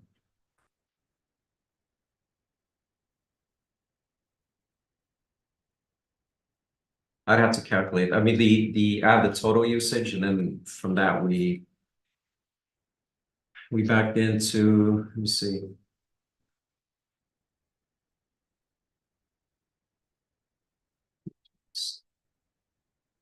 Average gallons.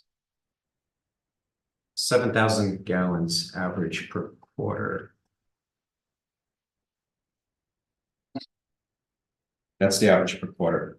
Across the district. For condos. For condo. Yeah, for single family homes, 13,500. 6 times.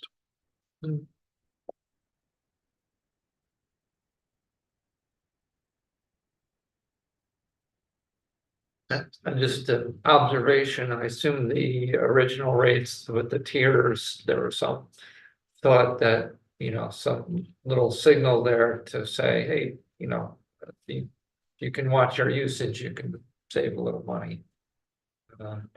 But based upon my calculation, this is for a residential condo owner.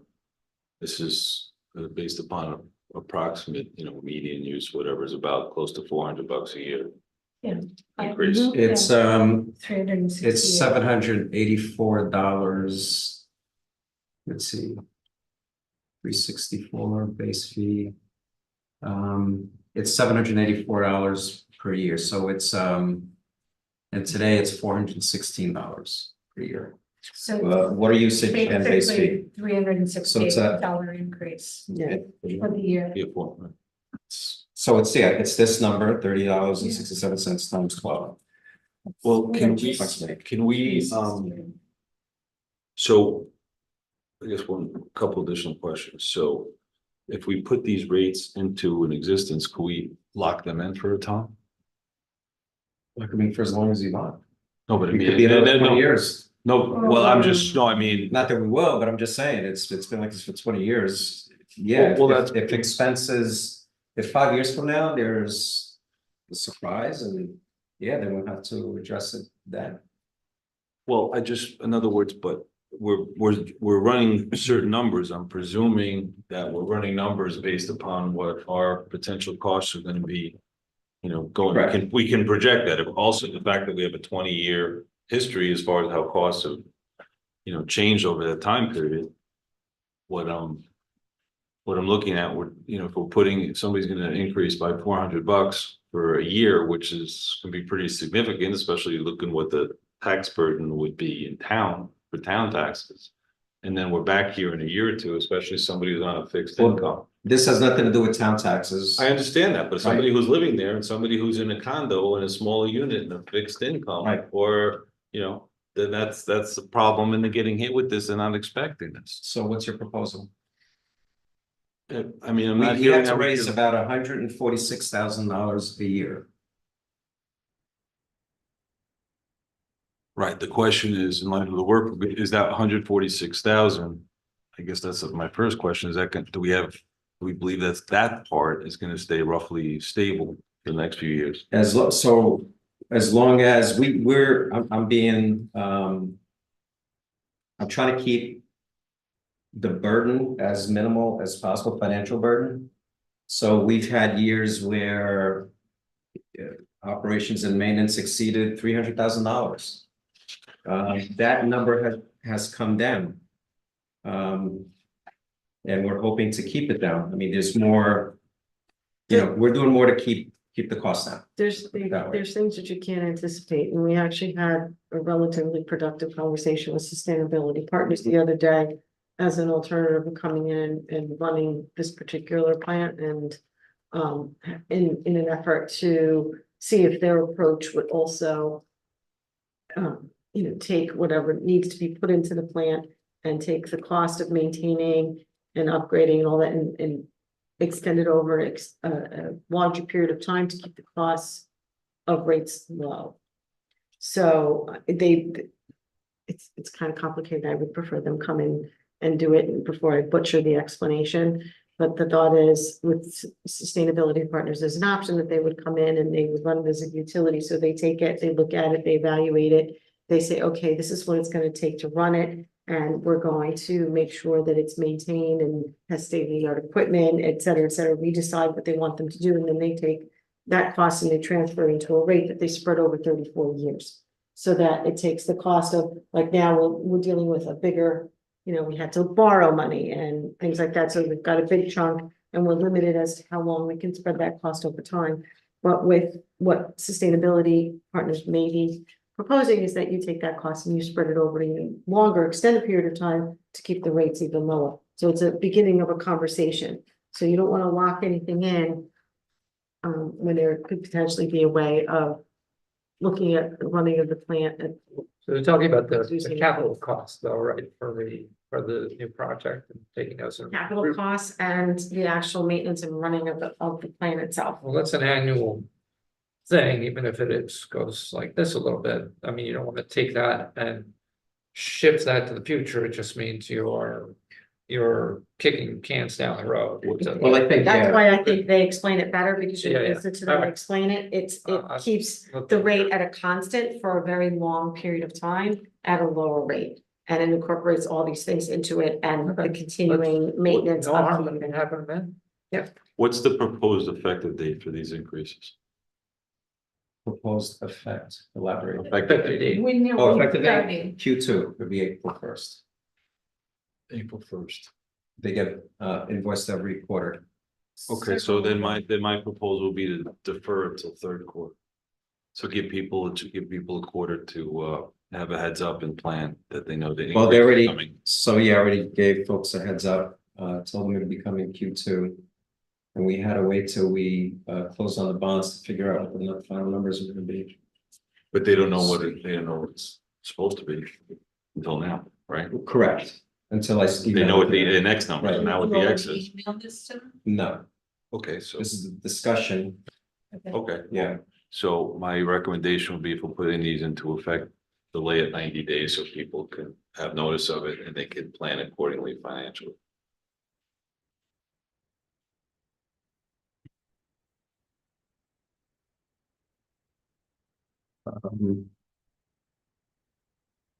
I think with that, it's a quarter without additional increase that we are.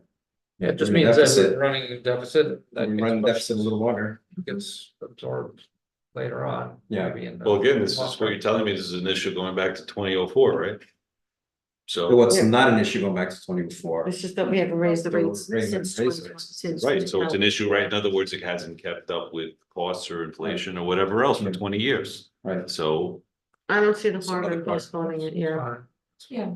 Say that again? I don't see the harm in postponing it, it just kicks it at on the end side of it. Okay, so, And it gives them Right. notice.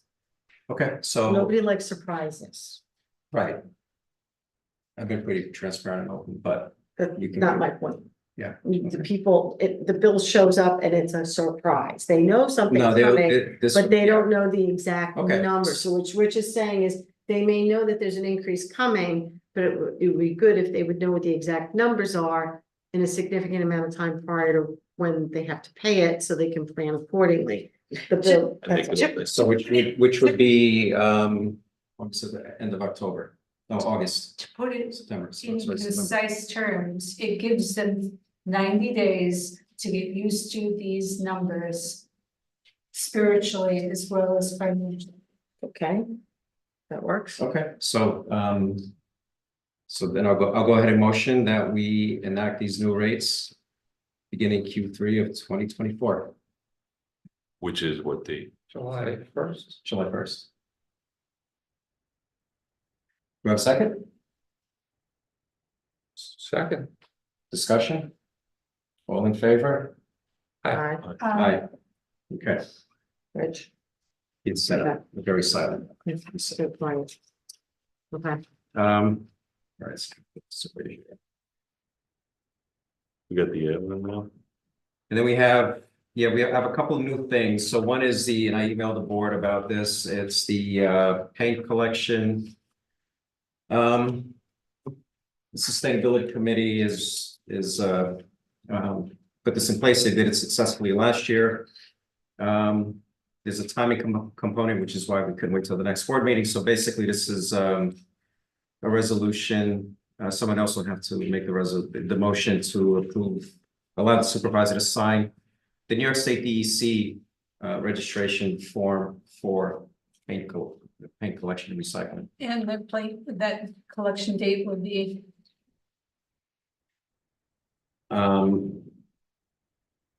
The top event date, June 1st, 2024.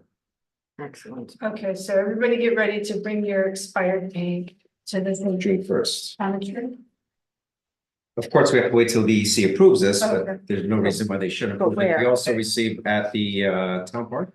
Okay, The town park. Yes, it is the town park. so I move that we we allow the supervisor to sign the DEC application for paint collection for June 1st. Second. Discussion. All in favor? Aye. Item S. Oh, and we have another new item. This is regarding, and Rich and I spoke about this, Yeah, the license plate readers. I had some input on that as well. Yes, so just to give a little background. The chief, and this is part of an email that was sent to Assemblyman Burdick. The chief applied for New York State GCJS, Department of Criminal Justice Services, if I remember, grant back. Division of Criminal Justice Services. Sorry, that's not mine. Back on September 28th of 23, notification of awards was supposed to be released on or about January 17. And the state pushed that back in February on or about now, mid-April 2024. So it's even beyond that. So I suggested, and that grant is supposed to, I believe, incorporate radio aspect as well as readers. It's the grant submission from September 28th included $65,000 for license plate readers. Right. 180,000 for the radio system. Right. And 30,000 for patrol vehicle equipment, so So- 275,000. So that hasn't happened, and then I suggested to the chief to follow up to see if he can find some information from the state. So he reached out to Chris Burdick's chief of staff, who's a resident of town, who's going to check on that. But I wanted to make a proposal for a contingent resolution that if we cannot get this funding within the next 30 days, that we authorize the chief to order 3 plate readers for a total cost not to exceed $60,000. And so we have a time frame to see if the grants come through. And as Tony and I, we spoke about that, if they do come through, our understanding is that they can replenish the utilization of the 60 grand for ARPA funds if it does come through. 60.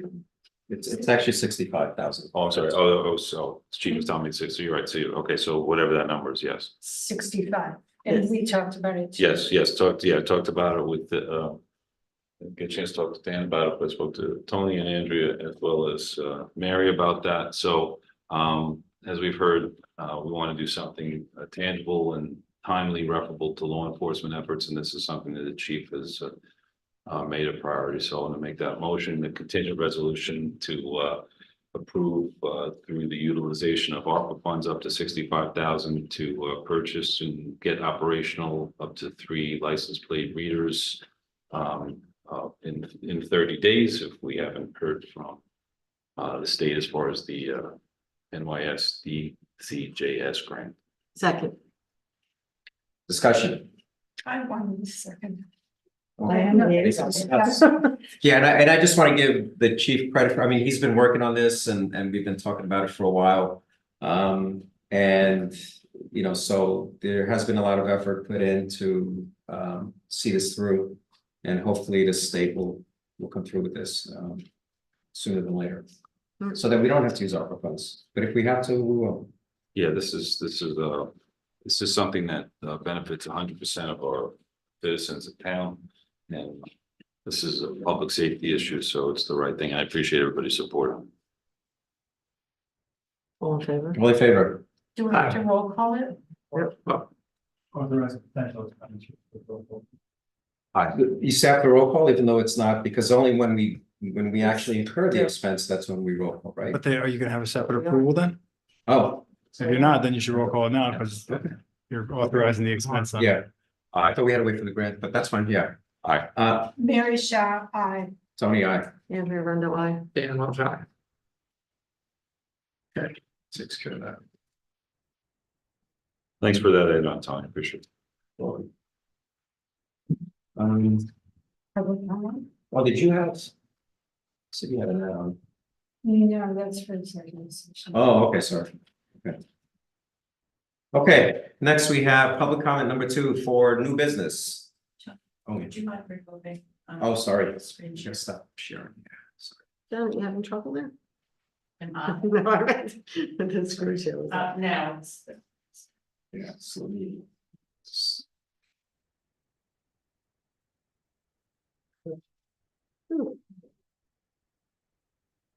Okay, so I did, yeah, public comment, anybody here? Public comment? Nicholas Lungbajenski, Lewisboro Hamlet. I want to thank the board for taking action. I'm grateful. There was comments on social media that you aren't responsive. And I think, you know, as you can see, you are listening and I appreciate it. I think that this goes a long way to show that you guys are really serving the interests of all of Lewisboro. Thank you. Thank you. Anybody else?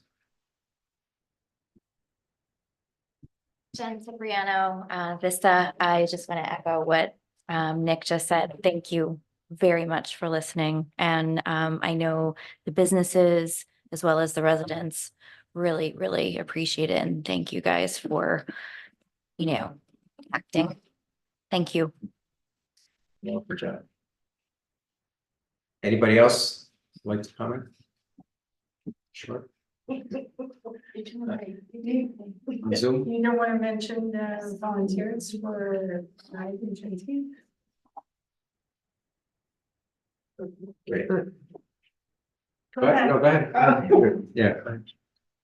Hello, it's Letitia Stapleton, Goldensbridge. We are celebrating Juneteenth on June 8th.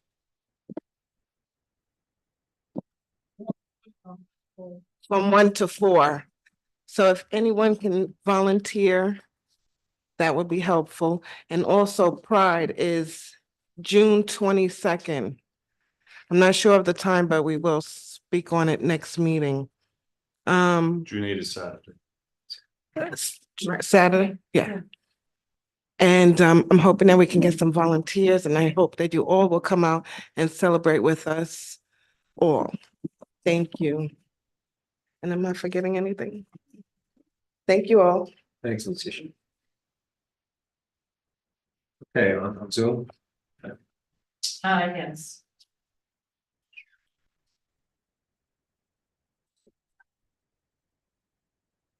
Simone O'Connor, I'm asking you to unmute.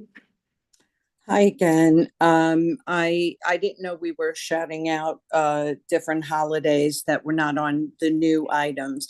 So I would just like to wish everybody a happy Greek Easter this coming Sunday. This is our Holy Week, which always comes after Passover, makes historical sense. Just want to put that out there. Getting to the water, look, I get that you didn't raise the rates for 20 years or whoever came before you, but to use that to justify almost doubling rates for residential condos is incredibly unfair. Nothing's even been addressed with the water at this time. We're still talking about it. We have a schedule, we have this, but guess what? Folks, pay up. I think that when we talk about diversity, we talk about age as well. And we have kids that are graduating college that will never be able to afford to live in this town. We have elderly that are paying for our kids to go to school. They don't have kids anymore that are going to school, and they're getting hit big time, and they're not going to be able to stay in our town. So I'm not really sure I understand where our town supervisor is saying he's trying to keep the costs down, because from where I sit, and I'm not an accountant, the costs are rising almost double for a residential condo. And even though both comes out to $50, the homes seem to be getting hit less than the residential condos. I talk to people there all day long, and they're really struggling. A lot of people, not everybody's got money, to accommodate the increased rates. And I think you really have a responsibility to the people at Oak Ridge who still can't drink their water. But guess what, folks? The rates are going up. I'm really incredibly upset about this. I know it feels like I'm talking to the air again, but I just wanted to put that out there. Thank you for listening. All right, thank you, Simone.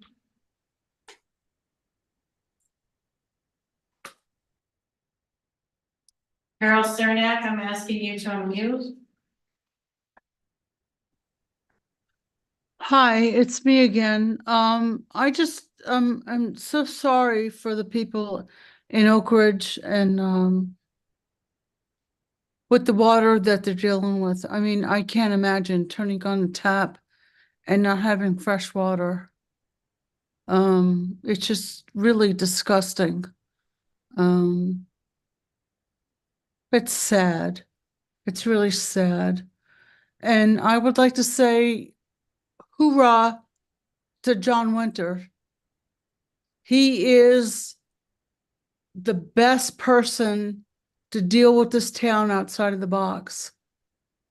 He is the best person that we have hired, and he deserves acknowledgement from this town board, which he has not received. The Wolf Conservation Center, their proposal, we would be willing at Farview Farm to put up cameras and inspect the wildlife and report back to them. We already have cameras situated, so we would like to do that. And then Mary Shaw, where is your movement to take care of the Wallace Nature Preserve? I haven't seen any action from you in 2 years.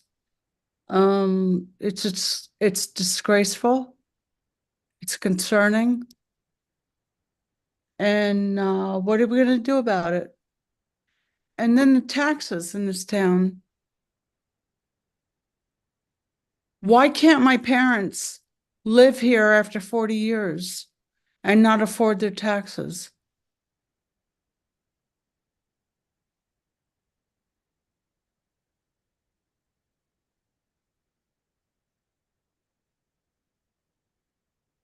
You still there, Carol? No, I'm done. Oh, okay, we couldn't hear you. All right, thank you, Carol.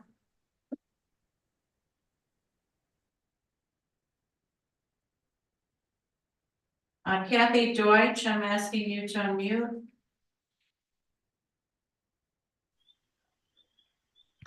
Okay, can you hear me? Yes, yes, we can. I'm an Oak Ridge resident, and luckily I'm in the position to be able to handle the increase of the water. But there's a tremendous amount of elderly people here, widows and widowers, or elderly couples who sustain themselves strictly on Social Security, as many people do. But they live here because it's affordable housing, and Oak Ridge is now in a very precarious position in terms of the equity in our reserves. There's a lot of units that are not paying their maintenance. There's a tremendous amount of monies not being collected. And I feel extremely concerned that people will pay their water bills and not be able to pay their maintenance charges.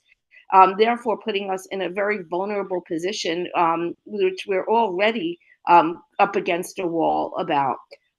It does seem as though it's double. It's $5 short of doubling, and we still have water that we can't drink for another year. Many of us spend upwards of $50 a month on bottled waters or filtration units that we still have to put out money to have potable, healthy water. I realize that you've already made a decision about this increase, but I think it is higher than what was initially quoted to the Oak Ridge residents from the January meeting. This comes as a surprise to me as well. And I don't know if there's going to be any offsets for seniors or any other programs that might be of assistance so that people could pay these increased charges. But I find it, we don't pay for watering our lawns. We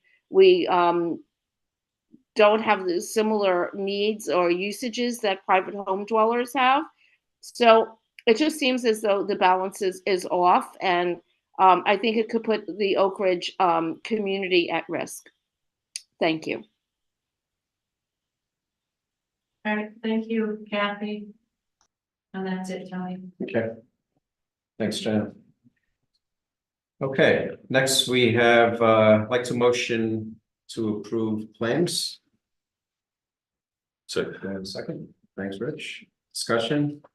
All in favor? Aye. Okay, polling of the board. We'll start with Mary. Oh my gosh, can you start with Or someone I'll else? start with Andrea. Okay. Few things. One, today we had the first public hearing for the first portion of the comprehensive master plan. I had made some comments to Katie regarding my thoughts on the upcoming zoning text amendments, which I don't think we're gonna get to until August, if that's correct. And she suggested, and I agree, that we should have a work session. So I'd like to try to get that on the calendar, a work session to talk about the zoning text amendments and some of the comments and thoughts I had on it. That's the first thing. The second thing is that several meetings ago, there was a vote taken of this board to refer a matter involving Mr. Wells to the Ethics Committee. I just want to let everyone know that a draft of that referral was made. And please keep in mind that any results from the Ethics Committee are confidential. So understand that we did, as we voted in public meeting that we were going to do. The draft is completed, it will be sent out, but any conclusions or decisions of that committee are confidential. So that's two. Three, Carol got ahead of me. I just wanted to bring everyone's attention to the good work that our new highway superintendent has been doing. Salt Dome is spectacular. It's clean. You can see the ground. And Mr. Winter's been going around town and addressing our residents' concerns, and he's fixing things up left and right all over town. He's fixing culverts and drainage ditches and stormwater drains all over the roads, and he's setting up a plan to prioritize the roads to determine which ones he's going to start paving now that his paving budget is complete. And also the area around the highway. Oh, yes, the highway garage and the surrounding area is just beautiful. He cleaned it up. And it's fabulous. I think one of the neighbors was very, very pleased. Yeah, Amazing. so thank you to John Winter. Last, I did get quite a bit of feedback on my vote on the $40 million bond for the proposed sewer district and the building of sewer plant in the Lakes area. And as many of you know, you can see that I was struggling with the vote. And, you know, part of the reason I was struggling with the vote is that since I've taken my seat on this town board, there have been many times where last minute we're asked to vote on things, expending money or borrowing money, where I have expressed that I don't like feeling like my feet are being held to the fire because there's some deadline that suddenly appears. And we've got to vote suddenly to spend money on whatever it is. And it's aggravating and it keeps happening again and again. And I know I didn't find out that we were voting on this bond resolution until everybody else did, which is when the agenda came out just the week before the meeting. So, you know, that said, the studies going into the recommendation that a potential sewage treatment plant be built and the issues involving the health of the lakes has been an ongoing project for a number of years. There were numerous engineering studies done for each particular lake. Those studies were done. The residents of those communities around the lakes were involved. There is a Three Lakes Council and other meetings that Tony has gone to, but this has been an ongoing developing conversation for which a large number of the residents who live in that community are well aware. That said, those studies, and I'm just making it brief, came out and said either everybody's got to fix their septics or upgrade their septics, or we have to look at a sewage treatment plant. Okay. So I would like to say, you know, as I said, I would like to see things that we're going to vote on where it comes to bond resolutions or spending money to appear on our discussion in the agenda once or twice within a short period of time prior to we actually having to vote in the future. As far as this particular project, unfortunately, and which is really another thing that's very aggravating when you work in government, is that grants work in a funny way, and that is you have to be able to show that you can fund a project before you can get grant money for the project. The cart before the horse dilemma that you hear many of us talk about again and again. So it's kind of like when you go to the bank for a loan and you have to show that you have collateral. You have to be able to show that, God forbid, you know, something doesn't happen, that you have a resource to help pay back whatever it is. It's not the same exact thing, but it's similar. So in order to apply for the grants, you have to show you have a funding source. So that means you have to, in this particular case, you have to pass a bond resolution in order to even apply for the grants. And in this particular case, the bonding resolution is contingent upon the creation of a district. So if we never create a district, those bonds are never being issued. There's two ways to create a district. One, we could take it upon ourselves as a town board to create one, or two, which I think is the better way, the residents themselves create a petition and they petition the town. They collect a number of signatures that show that a percentage of the residents that live in the lake want a sewer district, and they present it. So this town applied for those grants last year and we did not get them. So now we are a year later. Again, we didn't find out until the rest of you, until the Thursday before the meeting or whenever the agenda came out, that it was going to be Friday before the meeting that we were going to be voting on this bond resolution. And but if we didn't vote on it on Monday, and this is another reason why I was hesitating, if we didn't vote on it, then we'd be postponing it another year to be able to apply for these grants. And it just keeps kicking down the line and down the line. And in order to resolve this, in order to there to be a final determination, get the grant money, then we can create the district. Why are we creating a district if we're not going to have grant money? Because the people aren't going to be able to afford $40 million, and they're never going to vote to create a district unless we get grant money. It's, again, this cart before the horse kind of thing all over again. So if we get the grant money, then we can move to the next step of developing the district and having the residents decide whether or not they want to move ahead and create a district. So I just wanted to put that out there. It's really complicated, and I apologize because we didn't have the meetings before to explain so everybody could understand. And again, it really, I struggled with the vote because it was one of those last minute things again. And I struggle with it also because it's a very complicated explanation as to why it has to be done in this order, why it's best to be done in this order. And, you know, I really appreciated everything that Rich had to say on this and the whole idea that, yeah, in the grand scheme of things, in a perfect world, would it be better to create the district first? It would seem to make more sense. But unfortunately, the way things work, this is the better way to go. And so I apologize to those who don't agree with me. And I apologize that they didn't understand it ahead of the vote. But again, I didn't want this to be kicked another year without there being a resolution. So that's all. Thank you. Rich? Happy Greek Easter to those who celebrate. Want to thank fellow board members for moving forward on these license plate readers. I appreciate that. It's an acknowledgement of that we all prioritize public safety for our community. I would have a request for our town attorney, based upon what I've been reading about in first in New Rochelle and now Rye.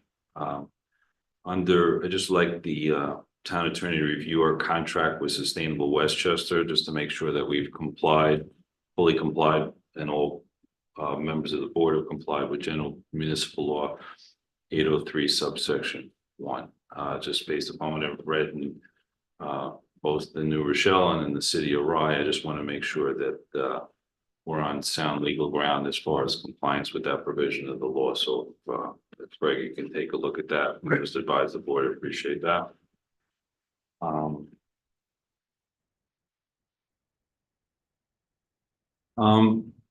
Then as far as if there's an opportunity for you to kind of self-regulate, so we don't have to go down a road where we have to adopt a comprehensive social media policy with the employee handbook.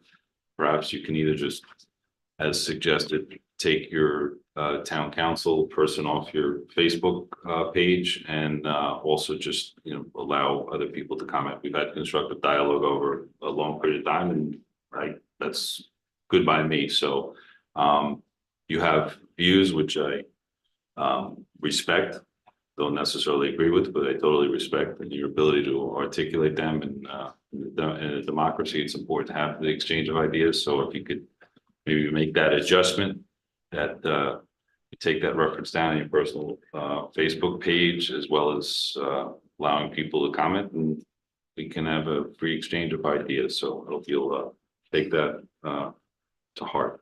Last and not least, you know, we had, like, some of us were at some functions over the weekend. We heard some feedback as far as our seniors in Lewisboro. We should make that a renewed, you know, focus for our seniors and the group we have here in town, and we should make sure that we have a priority to find them a place to gather. And as I understand it, we have an opportunity where we can do that at virtually no cost. So we should move forward as expeditiously as possible to make that happen for our seniors, who are a vital part of our community. Thank you, Tom. Yeah. I have the good fortune to be able to not only have lunch with the senior citizens this past week at South Salem Fire Department, and received a great deal of input and camaraderie with them.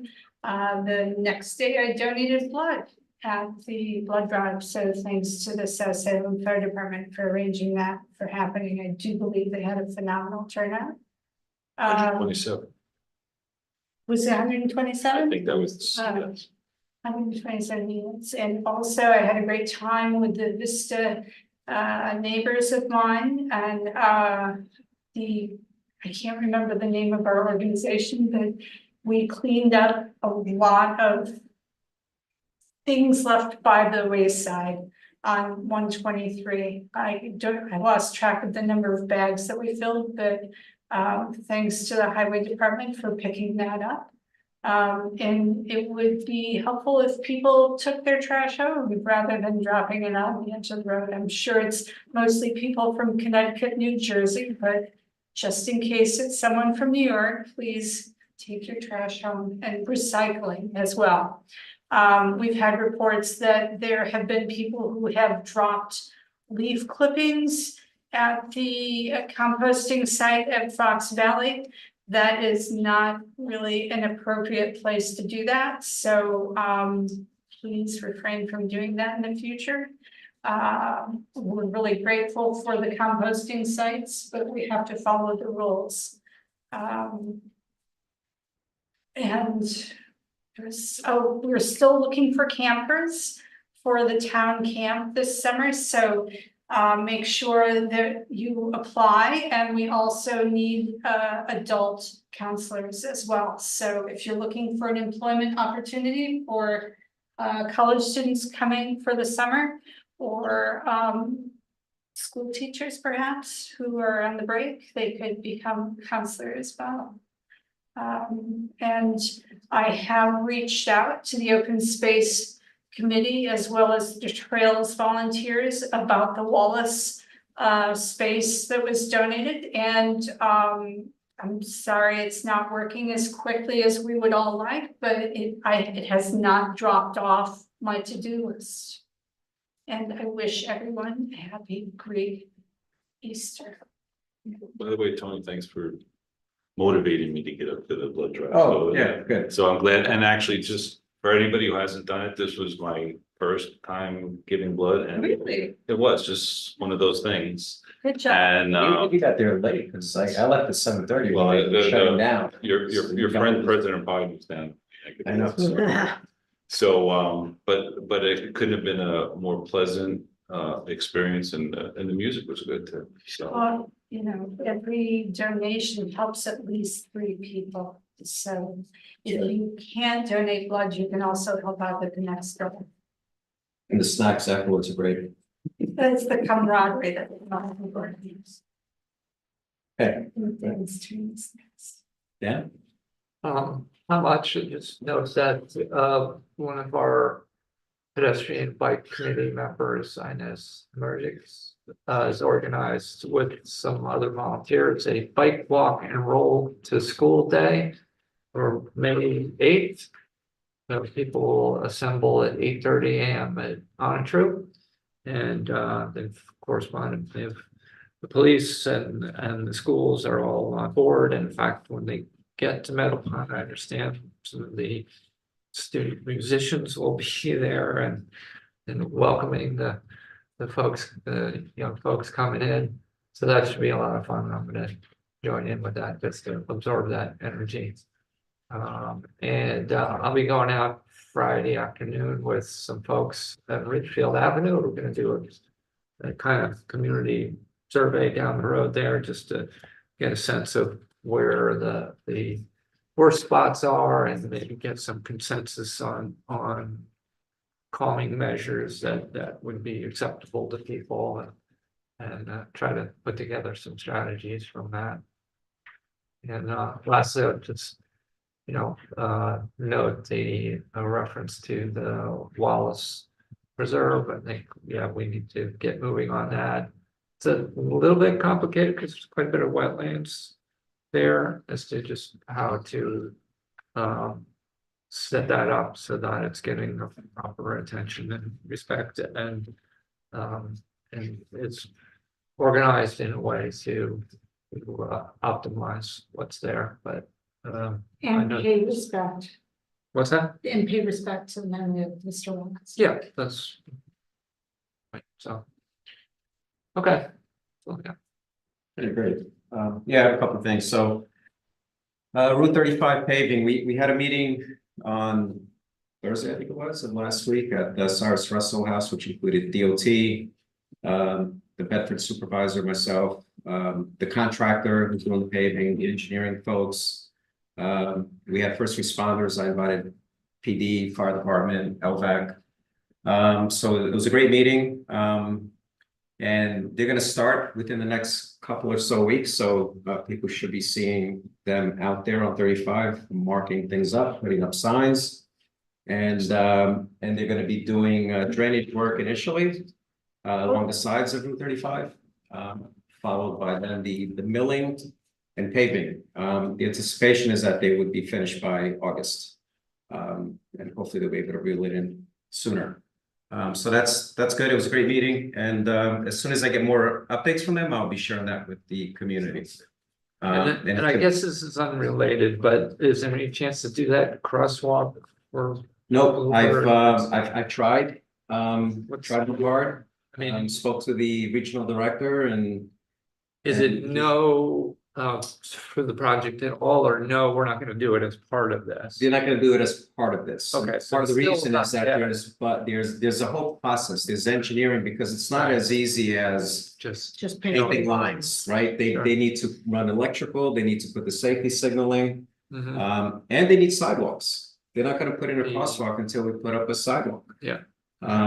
So I know Baccio, we had, if you recall, the meeting where we rezoned the property across the street to allow the parking, we asked them, we put in a sidewalk. Yeah. So he's doing that. I actually asked him to extend it to the corner, so that'll give us at least a sidewalk that we can then connect to a crosswalk. So he's doing that. I've spoken to just over the weekend with Skaz. I was helping him set Skaz over at the Borough Cafe. I was helping him set up for their event yesterday, and we talked about that. So there's things that we can do.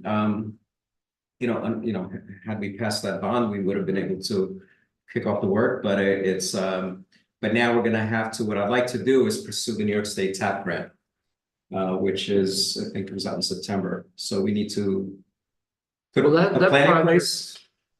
So in other words, that when we first talked to those guys, that project, it was a $15,000 project. They'd thrown out a number out for but you're saying there's more to it. Well, for Route 35, yeah, for Route 35. What we talked to them about at the time was a crosswalk to get over to Bluebird. Yes. Right? Yes, right. That was a lot So easier for because it's not an intersection. Okay. But we need the property owner to give us access. Okay. And that's been put on the back burner because the property owner is looking to do work that will be encroaching in the area where we would have the crosswalk and sidewalk. So that's still something that I think we should pursue, especially here for Cross River, Borough Cafe, once they open up. There's gonna be even more people crossing. I see them now, the kids that live over by Mark Mead. Yeah. Crossing. But that's something I think we should pursue. I've had a request recently from Goldensbridge. Someone is wondering, why don't we have a sidewalk here already to get people to the train station? It's a densely populated area with housing, in the Wild Oaks, you have the Colony, and someone asked me. In fact, I haven't responded to his email yet, I should. Sounds like a great idea. He says, how about sidewalks? So, so we need to, work on that, and hopefully the TAP grant, we're gonna have to spend money on engineering, right? And so we'll figure that out. But that's the ideal situation. Now, related to that, there was some discussions about housing. And I heard from both sides. I heard somebody say that we don't need accessory apartments, and I heard somebody else say we need accessory apartments. Accessory apartments, and there's no change in our proposed new zoning for accessory apartments, as far as I know. The existing accessory apartment language has been in the town code since before I got on the board. It was when I was on the housing committee before that. We made that recommendation to the then town board, and they codified it. So there is a code in our town zoning that allows accessory apartments to be built above the existing shopping centers.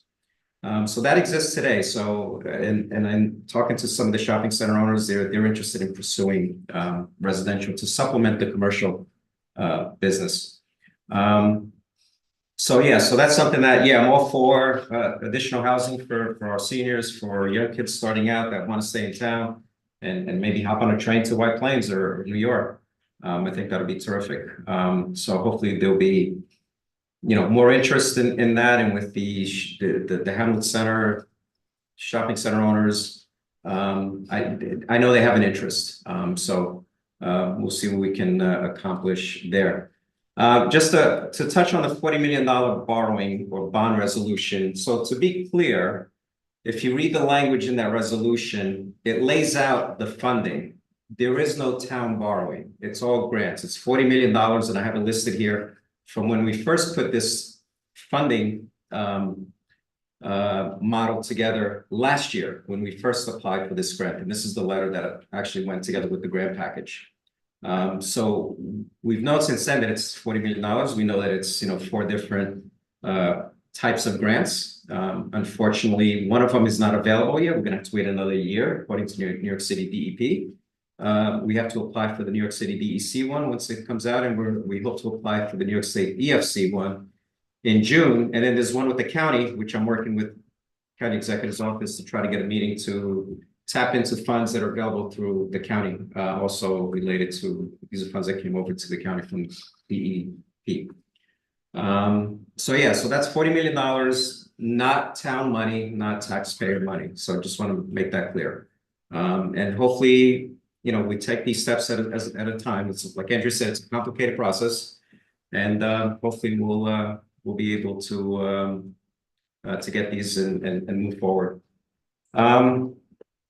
The paving, I've heard people say that we're not doing enough for paving. Someone shared with me that someone was on social media was saying that we only borrowed $320,000. Yes, that was the resolution we passed at the last meeting, because unfortunately we missed it when we did the bond reissue. So we passed a new resolution for a ban of bond anticipation note for $320,000. But in addition to that, we have $300,000 that's expected from New York State. We'll see with the new budget if we're going to get that, the consolidated highway chips, the CHIPS funds, right? And we have $180,000 in the budget, so that's $800,000 for paving. John Winter is working on the list of the roads that are going to be paved, and we hope to have that out, and we'll publish it, and so everyone will know which roads are going to be paved. So so that's a good number. I think it's been potentially. I don't know if we've ever hit $800,000 for paving. This is the first year possibly that we've. So that's a good thing. So I just want to make that clear and clear up the misinformation that's out there. So just be careful with social media. And let's see. I think I have one more. Can you add that to your list? New York alert, Mary's favorite. Yes, my favorite as well. It's really good. Can we get any communication referable to the paving? Yes, we can do that. Yeah, once we could, if people sign up for New York Alert, we'll let you know what the paving schedule is. But not too much, and we won't be selling you anything on New York Alert, don't worry. Right. And you can always opt out, right? So you get tired of the messages here. So I think that's all I have. Yeah.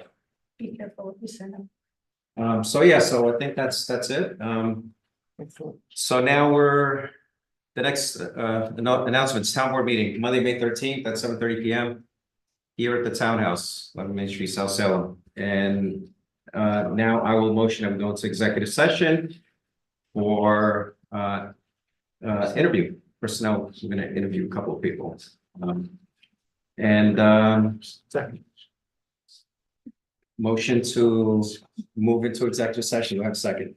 Second. Discussion. All in favor? Aye. Thank you, everybody, for coming out. Thank you.